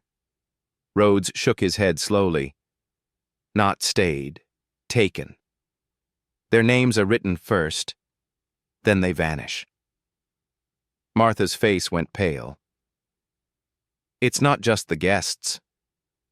The hostel doesn't wait for people to arrive. It calls them. It writes them down, and sooner or later, they answer. The final page. At the bottom of the box was a single sheet, newer than the rest. Rhodes pulled it free, his hands trembling. On it, written larger than the others, was a list of 4 names: David Moore, Michael Carter, Robert Dale, Alan Rhodes, and beneath them, in darker ink, "Before the Moon." The room went silent. Every witness turned to stare at him. Rhodes's throat tightened. His name wasn't just written in his notebook anymore. The hostel had written it down for itself. Detective Alan Rhodes was not a man who courted superstition. He was trained to chase facts, follow evidence, and pin them down into something solid. But after finding his own name in that hidden box, he understood there would be no ordinary investigation. The hostel wasn't a crime scene. It was a participant, and if it was writing his name, then it was watching him. So Rhodes decided to watch back. The plan. He gathered everyone in the lounge and laid out his idea. "Tonight," he said, "we'll test it. No lights, no fire. Just a candle in room 6. If it's truly writing, if it's truly answering us, we'll give it the chance." Eleanor Powell paled. "You can't go in there." "It already has me," Rhodes said flatly. "My name's on the list. If I don't go, it'll come for me anyway." Martha Price whispered, "You don't provoke it. That's how it takes faster." But Rhodes only shook his head. "I need to know what it wants." The setup. At midnight, Rhodes entered room 6 with a deputy at his side. The air inside was bitter cold, though the rest of the hostel was warm. He set a single white candle on the desk, struck a match, watched the flame waver, though no draft stirred. The bed was neatly made, the pillow plump, the quilt folded. On the chair rested the guest book, open though no one had carried it there. The test. Rhodes spoke aloud, his voice steady. "If you want names, write mine." For a moment, the only sound was the candle's faint crackle. Then the flame stretched tall, unnaturally thin, as though pulled upward. The air thickened, and the pen lying on the desk began to move. Slowly, deliberately, scratching letters across the page. R, H, O, D, E, S. His name, written in that jagged hand. The question. Rhodes forced himself not to flinch. His deputy whispered a prayer. "What are you?" Rhodes demanded. The pen paused. Then, beneath his name, the letters formed, "The door." The candle guttered, flame shrinking. Rhodes pressed harder. "Why take them? Why me?" The pen scratched again, faster now. "Because you opened it." The darkness. Suddenly the candle went out. The room plunged into blackness. The deputy gasped. "Sir!" Footsteps echoed around them. Not outside. Inside. 4 steps. A pause. 4 again. circling the bed. Rhodes's hand found his flashlight. He flicked it on and froze. For a split second, the beam caught the outline of something tall, narrow, its shoulders wrong, its head bent too low. Then it was gone. The aftermath. When Rhodes and the deputy stumbled back into the lounge, pale and shaken, the others stared at them in silence. "What did it say?" Martha whispered. Rhodes held up the guest book, open to the fresh page. "Because you opened it." His own name written twice. The others stared at him as though he'd already vanished. That night, Rhodes added a final note in his own journal, the words scrawled in a trembling hand. "It isn't the room that's the door. It's us." Detective Alan Rhodes drove into town the next morning with the guest book on the passenger seat beside him, its leather cover shut tight like a mouth refusing to speak. He was going to the county sheriff, not because he trusted him, but because he was out of time. 3 people gone, the full moon only 5 nights away, and his own name written twice in ink that still glistened. Yeah, and if anyone could back him up, it had to be the law.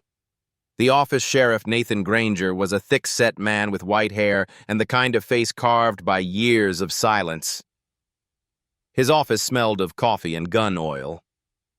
Rhodes spread the guest book open across the desk. The jagged names stared up at them both. 3 disappearances, Rhodes said. A pattern tied to the moon. This isn't just a missing persons case. The building itself is part of it. I need men. I need the place sealed. I need... Enough, the sheriff cut him off. Rhodes blinked. What? Granger's eyes were hard. You think you're the first to bring me that book? The history. The sheriff leaned back in his chair, the leather groaning. I've seen it before. My father, too. Every 20, 30 years, someone comes running in with names and warnings. Always the same room, always the same book, and always they think they can stop it. Rhodes's stomach dropped. You knew. Granger nodded once. This county's lived with Ashridge longer than you've been alive. You think it's coincidence the place never burns, never falls, that the land never sells? Folks tried. The place won't let go. So you do nothing? Rhodes snapped. The sheriff's jaw tightened. What would you have me do? Board it up? Tear it down? Men tried that in '79. You want to know what happened? 3 more vanished. 2 deputies and the carpenter who swung the first hammer. The refusal. Rhodes gripped the edge of the desk. Then help me. I've already lost 3. My name's in that book. If I don't act... Granger slammed his palm on the wood. You don't act at all. You get out. That's the only way you live. The silence between them was sharp. Finally, the sheriff leaned closer, his voice a low growl. Detective, the town lets it feed because it always stops after 3. That's the bargain. Always has been. Rhodes froze. Bargain. Granger's eyes didn't waver. 3 for the moon, then peace. As you stir the pot, you risk more. You want to survive? Walk away before it takes you too. The warning. When Rhodes left the office, the guest book under his arm, the sheriff called after him. Don't go back in there, Rhodes. You'll think you're fighting it. But really, you'll just be feeding it. The drive back. The road to the hostel wound through leafless trees, their branches bare against the gray November sky. Rhodes gripped the wheel so tightly his knuckles ached. 3 for the moon. That was the bargain the sheriff spoke of, but the book had written differently. 1 more before the moon. It wasn't finished, and it wasn't going to wait. Detective Alan Rhodes returned to the hostel with the sheriff's words ringing in his ears. 3 for the moon, then peace. But when he stepped through the door, The air told him otherwise. The lounge smelled faintly of peppermint, sharp and stinging. The fire had gone out, though it had been stoked that morning. And on the reception desk, the guest book lay open, though no one had touched it. The new entry Rhodes froze when he saw the fresh ink. His throat tightened as he read, Eleanor Powell. Beneath it, a single phrase, the door waits open. Eleanor herself sat in the lounge armchair, knitting nervously, unaware of what had appeared in her name. When Rhodes closed the book with a snap, she jumped. "What is it?" she asked. "Nothing," Rhodes lied. But his hands were trembling. The confession. Later that night, Rhodes cornered Martha Price in the kitchen. He opened the book to Eleanor's entry, holding it under the weak yellow bulb. "She's next," he hissed. Martha's face paled. No, it can't. It already has," Rhodes snapped. "And if the pattern holds, she won't last the night." Martha's lips trembled. "Then there's nothing you can do." Rhodes slammed his fist on the counter. "Like hell there isn't. I won't let this place pick them off one by one." The attempt at dusk, he gathered everyone in the lounge. "No one goes upstairs tonight," Rhodes ordered.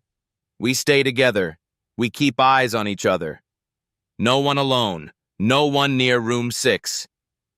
Richard Powell pulled his wife close, his face pale. Leah sat stiff-backed, watching the stairs. Even Martha kept near the fire, her rosary clutched tight. For hours, they sat in silence, the wind rattling faintly outside. The clock ticked on. Midnight passed. 1 o'clock.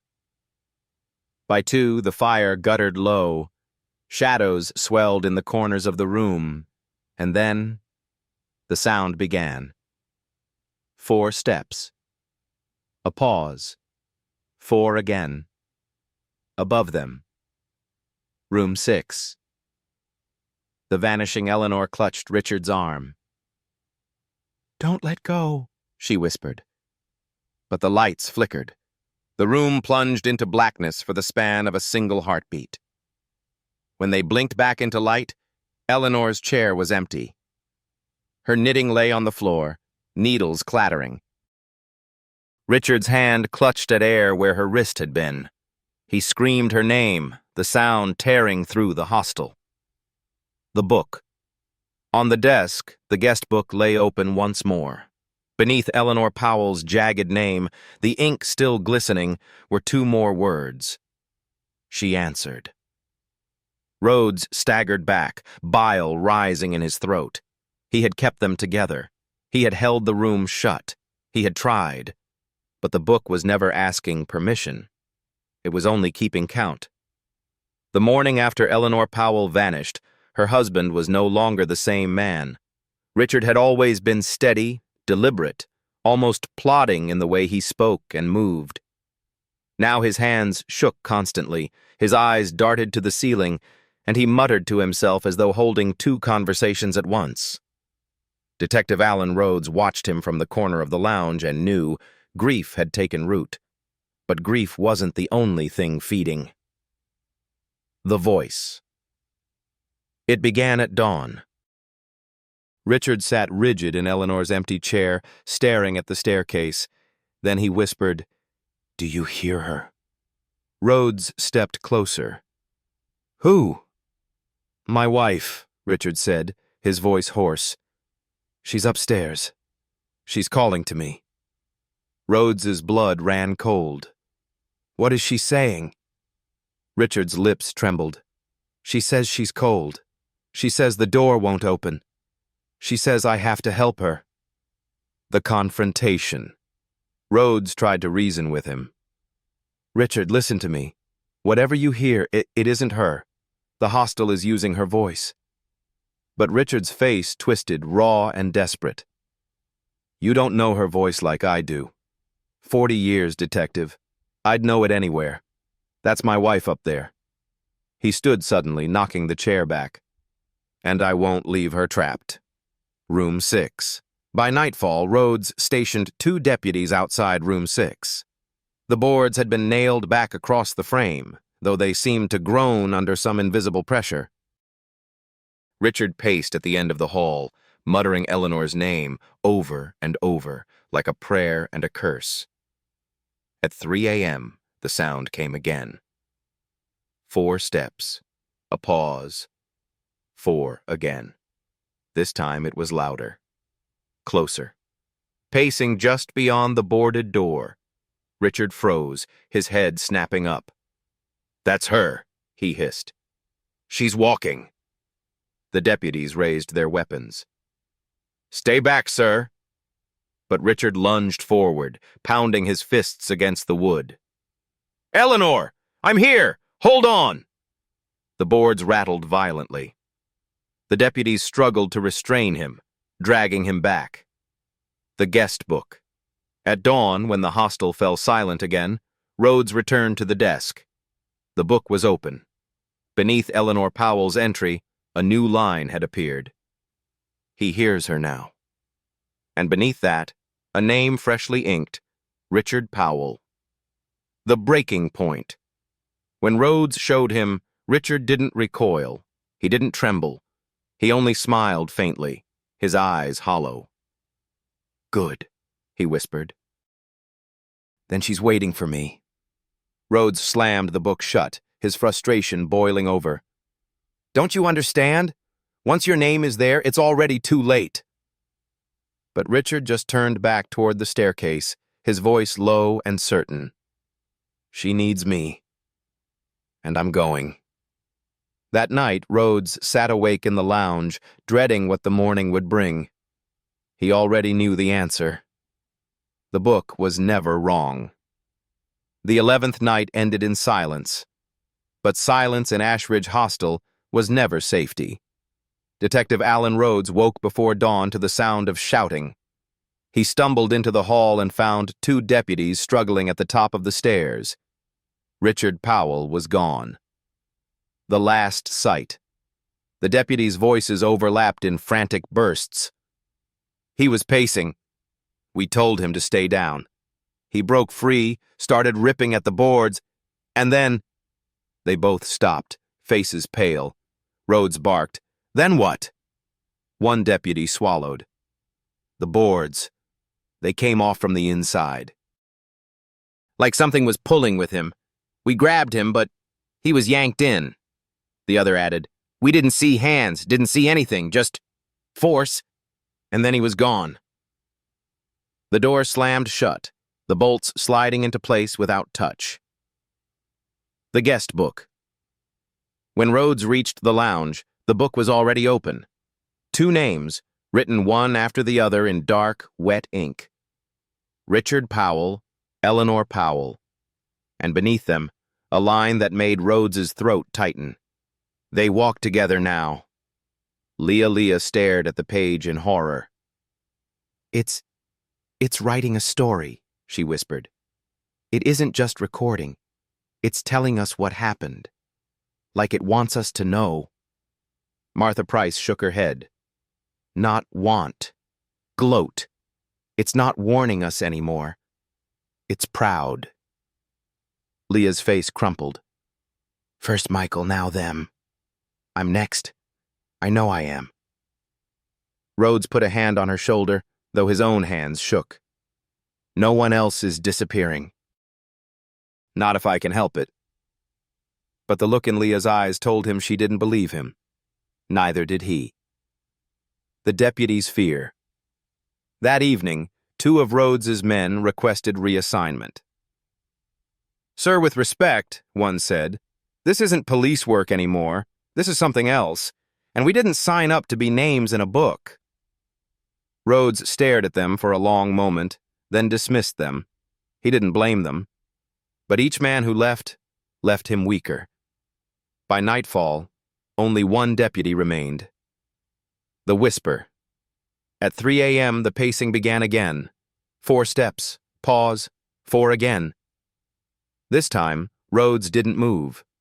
He sat in the lounge, fists clenched, waiting. But then came a new sound, whispering.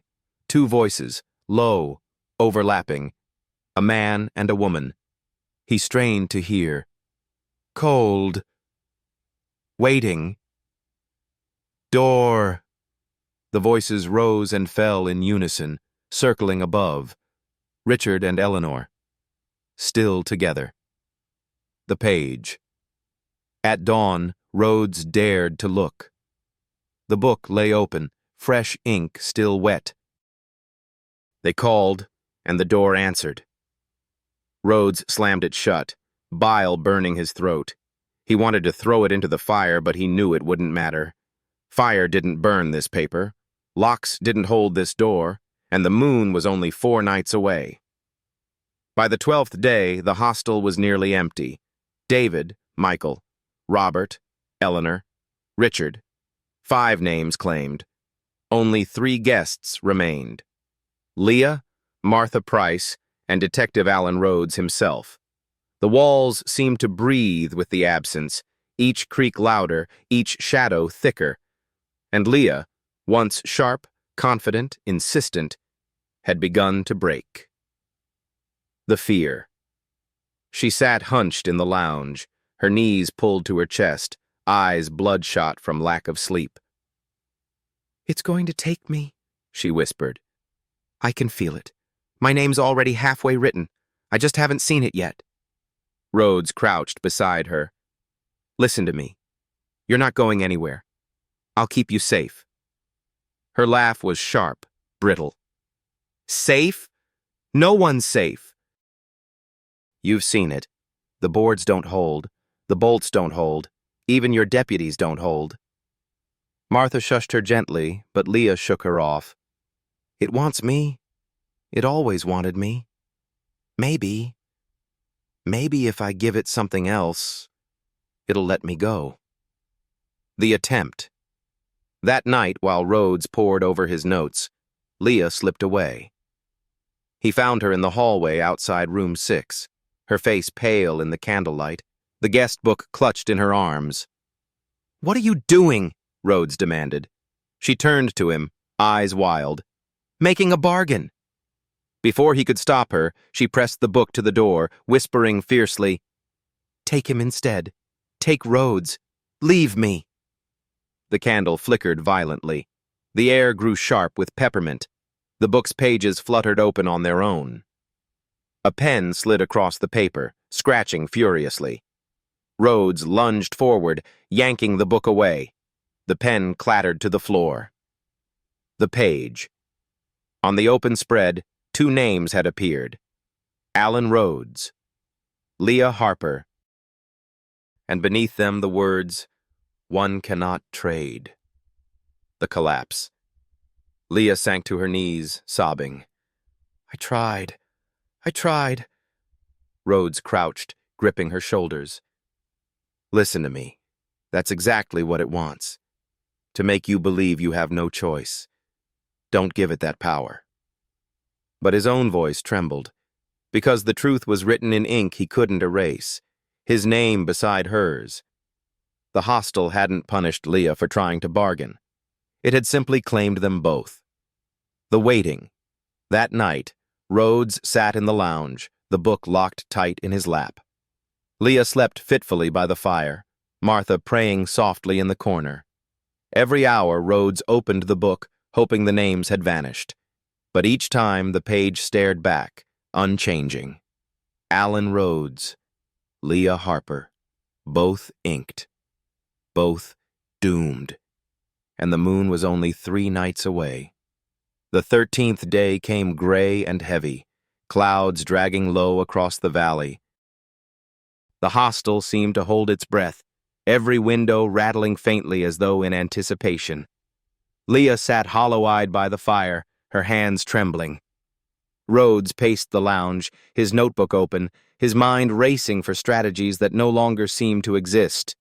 And Martha Price, the innkeeper, sat quietly at the kitchen table, her rosary slipping between her fingers. She looked more fragile than she had before. But her eyes carried something Rhodes had not seen until now. Not just fear, knowledge. The confession. It was just past noon when Rhodes confronted her.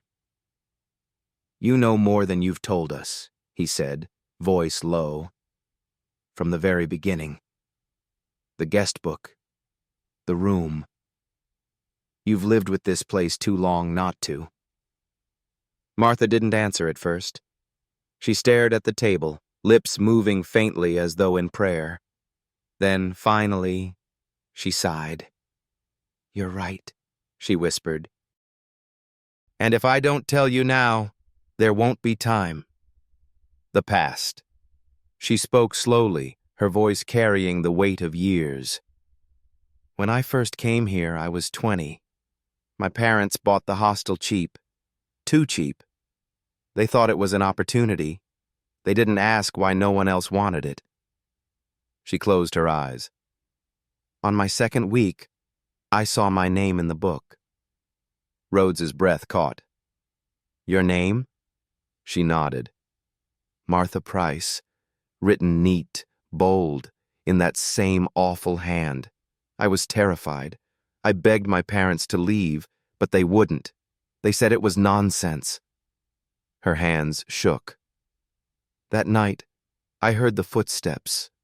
4, then a pause. 4 more, circling room 6. I thought I would die. The choice. But then, the book changed." Her voice dropped to a whisper. "It gave me a choice." Rhodes leaned forward. "What kind of choice?" Her eyes brimmed with tears. "It wrote another name. My sister's, Anna. She was only 16. And beneath it, the words, 'Only one.'" Leah gasped softly from the fire. Rhodes's chest tightened. "What did you do?" Martha's tears slid down her cheeks. "I prayed. I begged. I told myself it wasn't real. But the book waited. And in the morning, her bed was empty." Her voice broke. "And mine wasn't." The weight. Rhodes stared at her in horror. "You let it take her." Martha shook her head violently. "I didn't let it. It doesn't matter what I wanted. The book doesn't ask. It decides. It gave me the illusion of choice. And then it took her anyway. And it left me alive to carry it." She gripped his wrist suddenly, her eyes fierce. "That's why I stayed. Why I never left this place. Because I knew one day someone else would see their name, and they would need someone who understood." The warning. Rhodes pulled free, his voice hoarse. "And what do you understand now, Martha?" Her lips trembled. "That once your name is written, you don't escape. Not by leaving. Not by praying, not by bargaining. The only question left is how long it makes you wait." That night, Rhodes opened the book again. The page hadn't changed. Alan Rhodes, Leah Harper. And now, beneath them, a third name had appeared in fresh, glistening ink.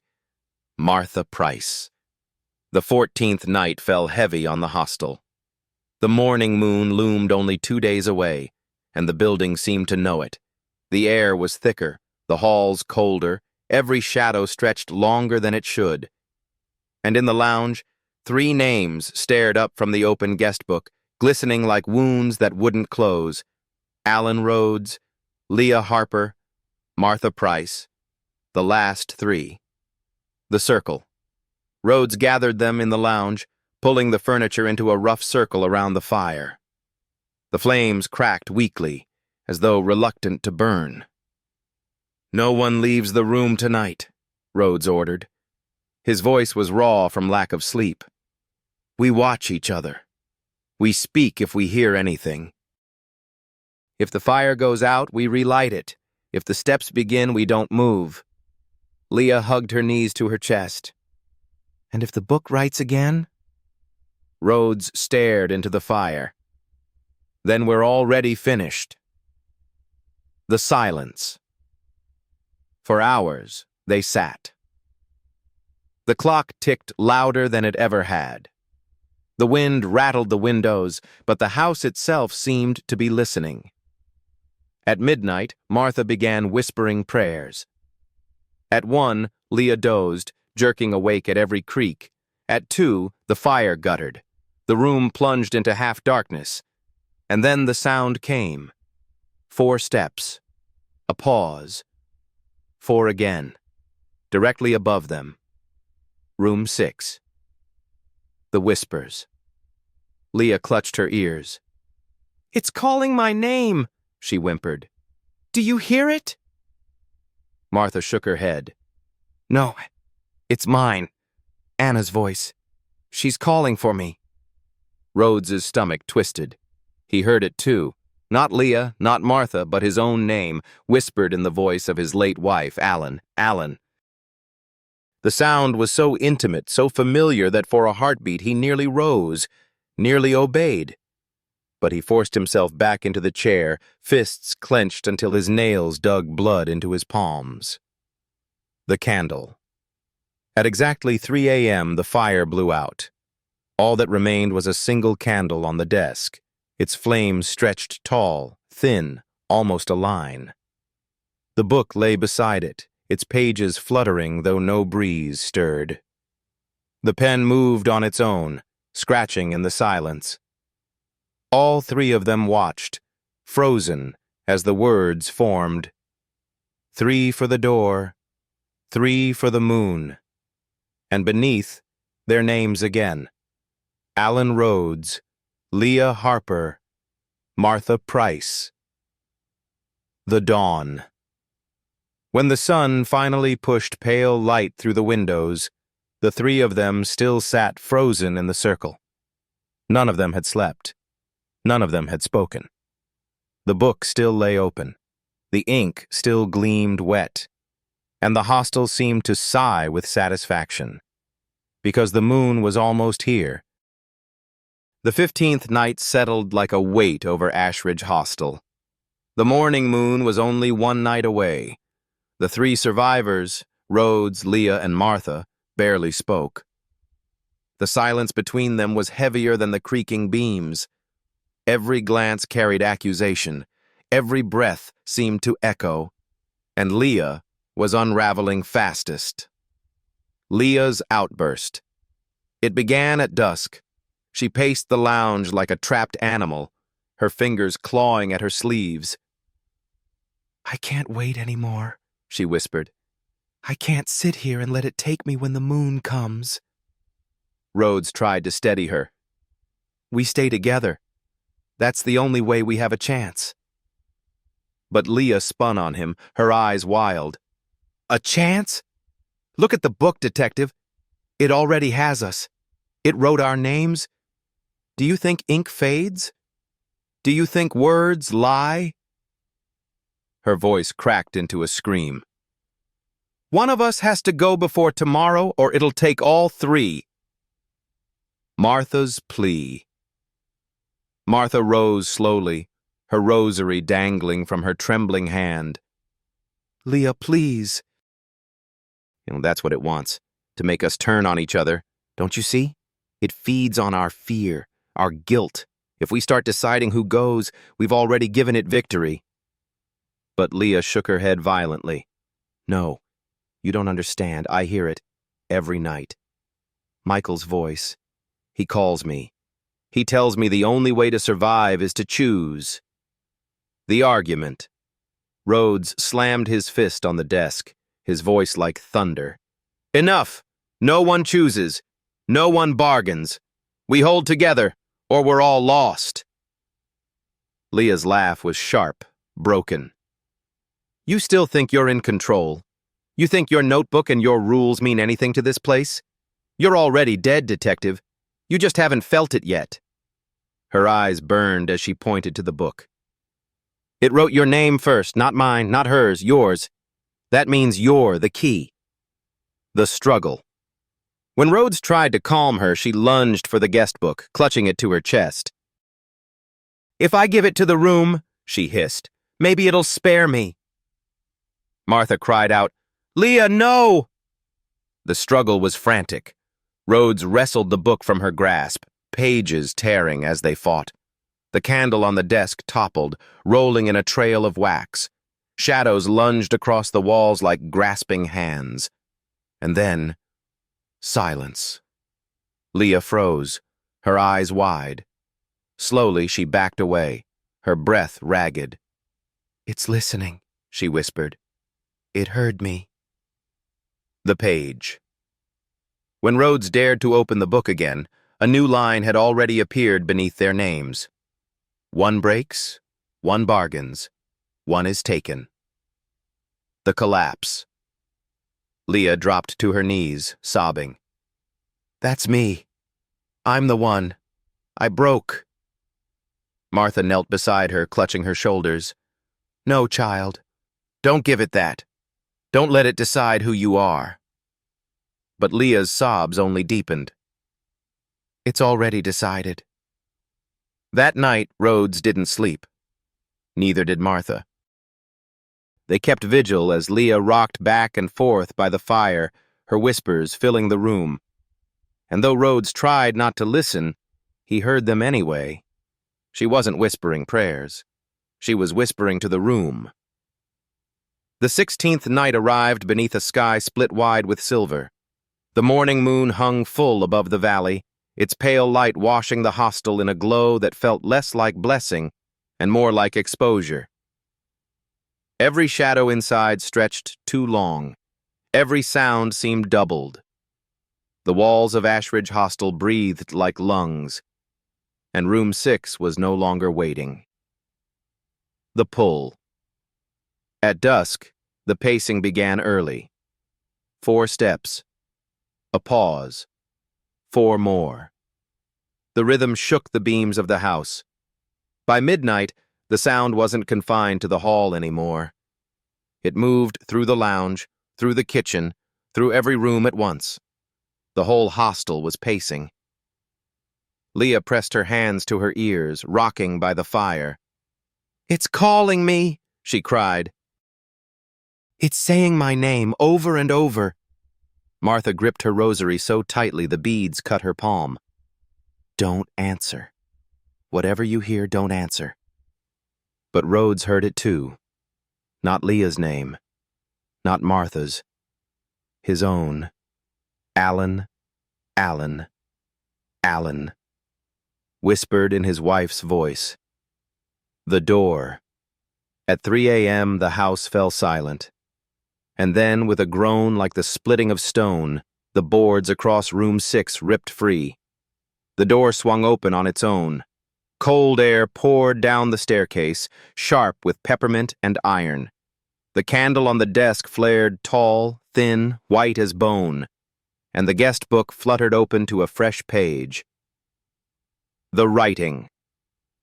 The pen scratched furiously, letters carving themselves deep into the paper. Alan Rhodes, Leah Harper, Martha Price. Beneath, in thicker strokes. The moon keeps count. The door is open. The candle went out. The taking. Leah screamed first. She rose from the chair as if pulled by invisible hands, her body stiff, her face frozen in terror. "It's here." "It's here for me!" Rhodes lunged, grabbing her arm, but the force yanked harder. She was dragged across the lounge, her heels scraping the wood. Martha clung to her other arm, sobbing, but Leah's body lifted off the floor, suspended in the cold air. For a split second, her face shifted, calm, almost serene, as though she saw someone waiting for her. And then she was gone. The air collapsed into silence. Her name in the guest book bled black, the ink spreading like a stain. The aftermath. Martha fell to the floor, clutching the empty space where Leah had been. "It's not done," she whispered. "It won't stop at her." Rhodes picked up the book, his hands trembling. 2 names remained unclaimed. Alan Rhodes, Martha Price.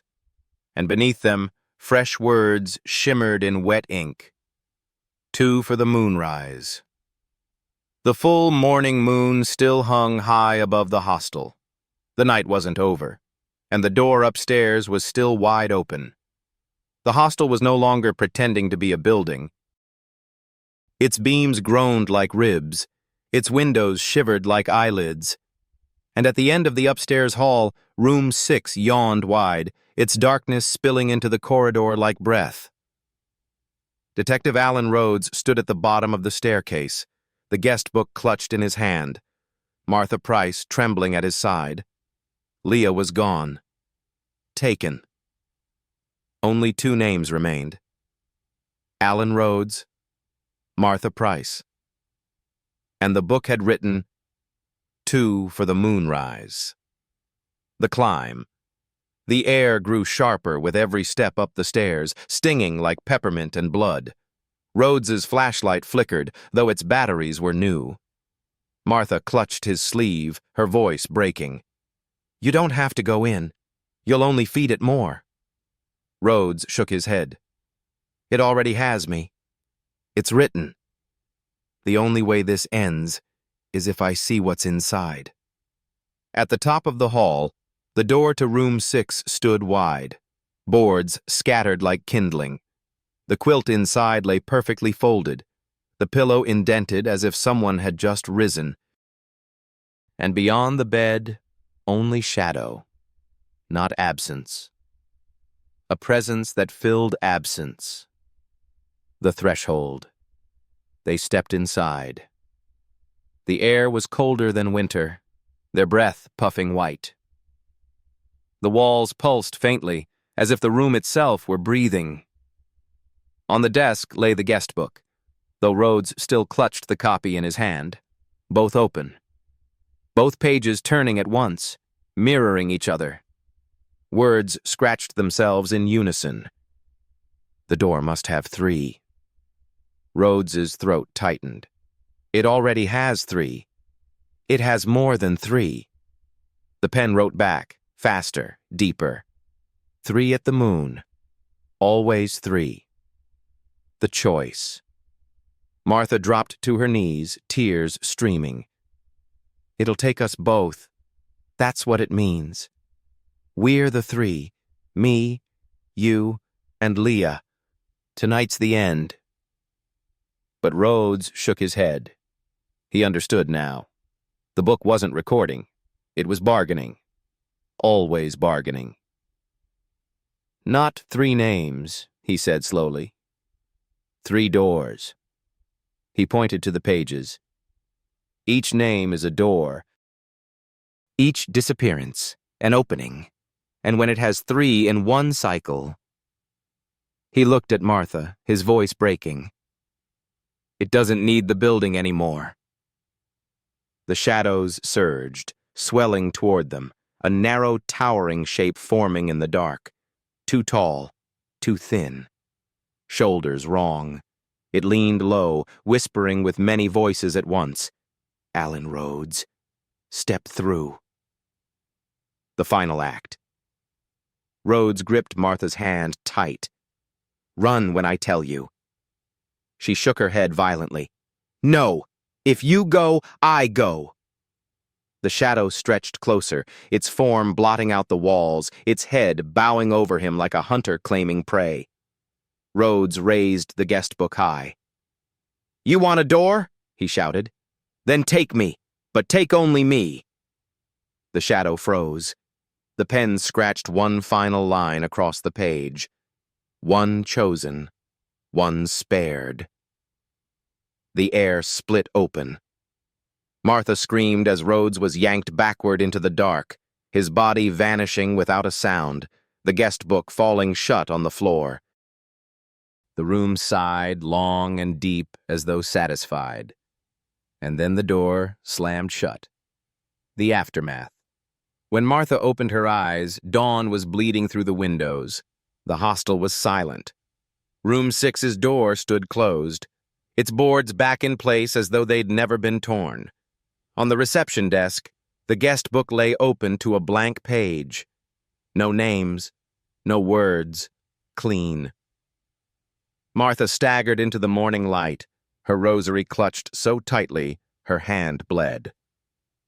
She did not look back. Epilogue. The Ashridge Hostel was sold the following spring. The new owners gutted the upstairs, painting over the cracked walls, laying new carpet in the hall. But when they reached the end of the corridor, they stopped. There were 5 rooms, not 6. No sign of a 6th door at all. And yet, when they checked the guest book left behind on the desk, they found a single line written on the last page. One day, the door will open again.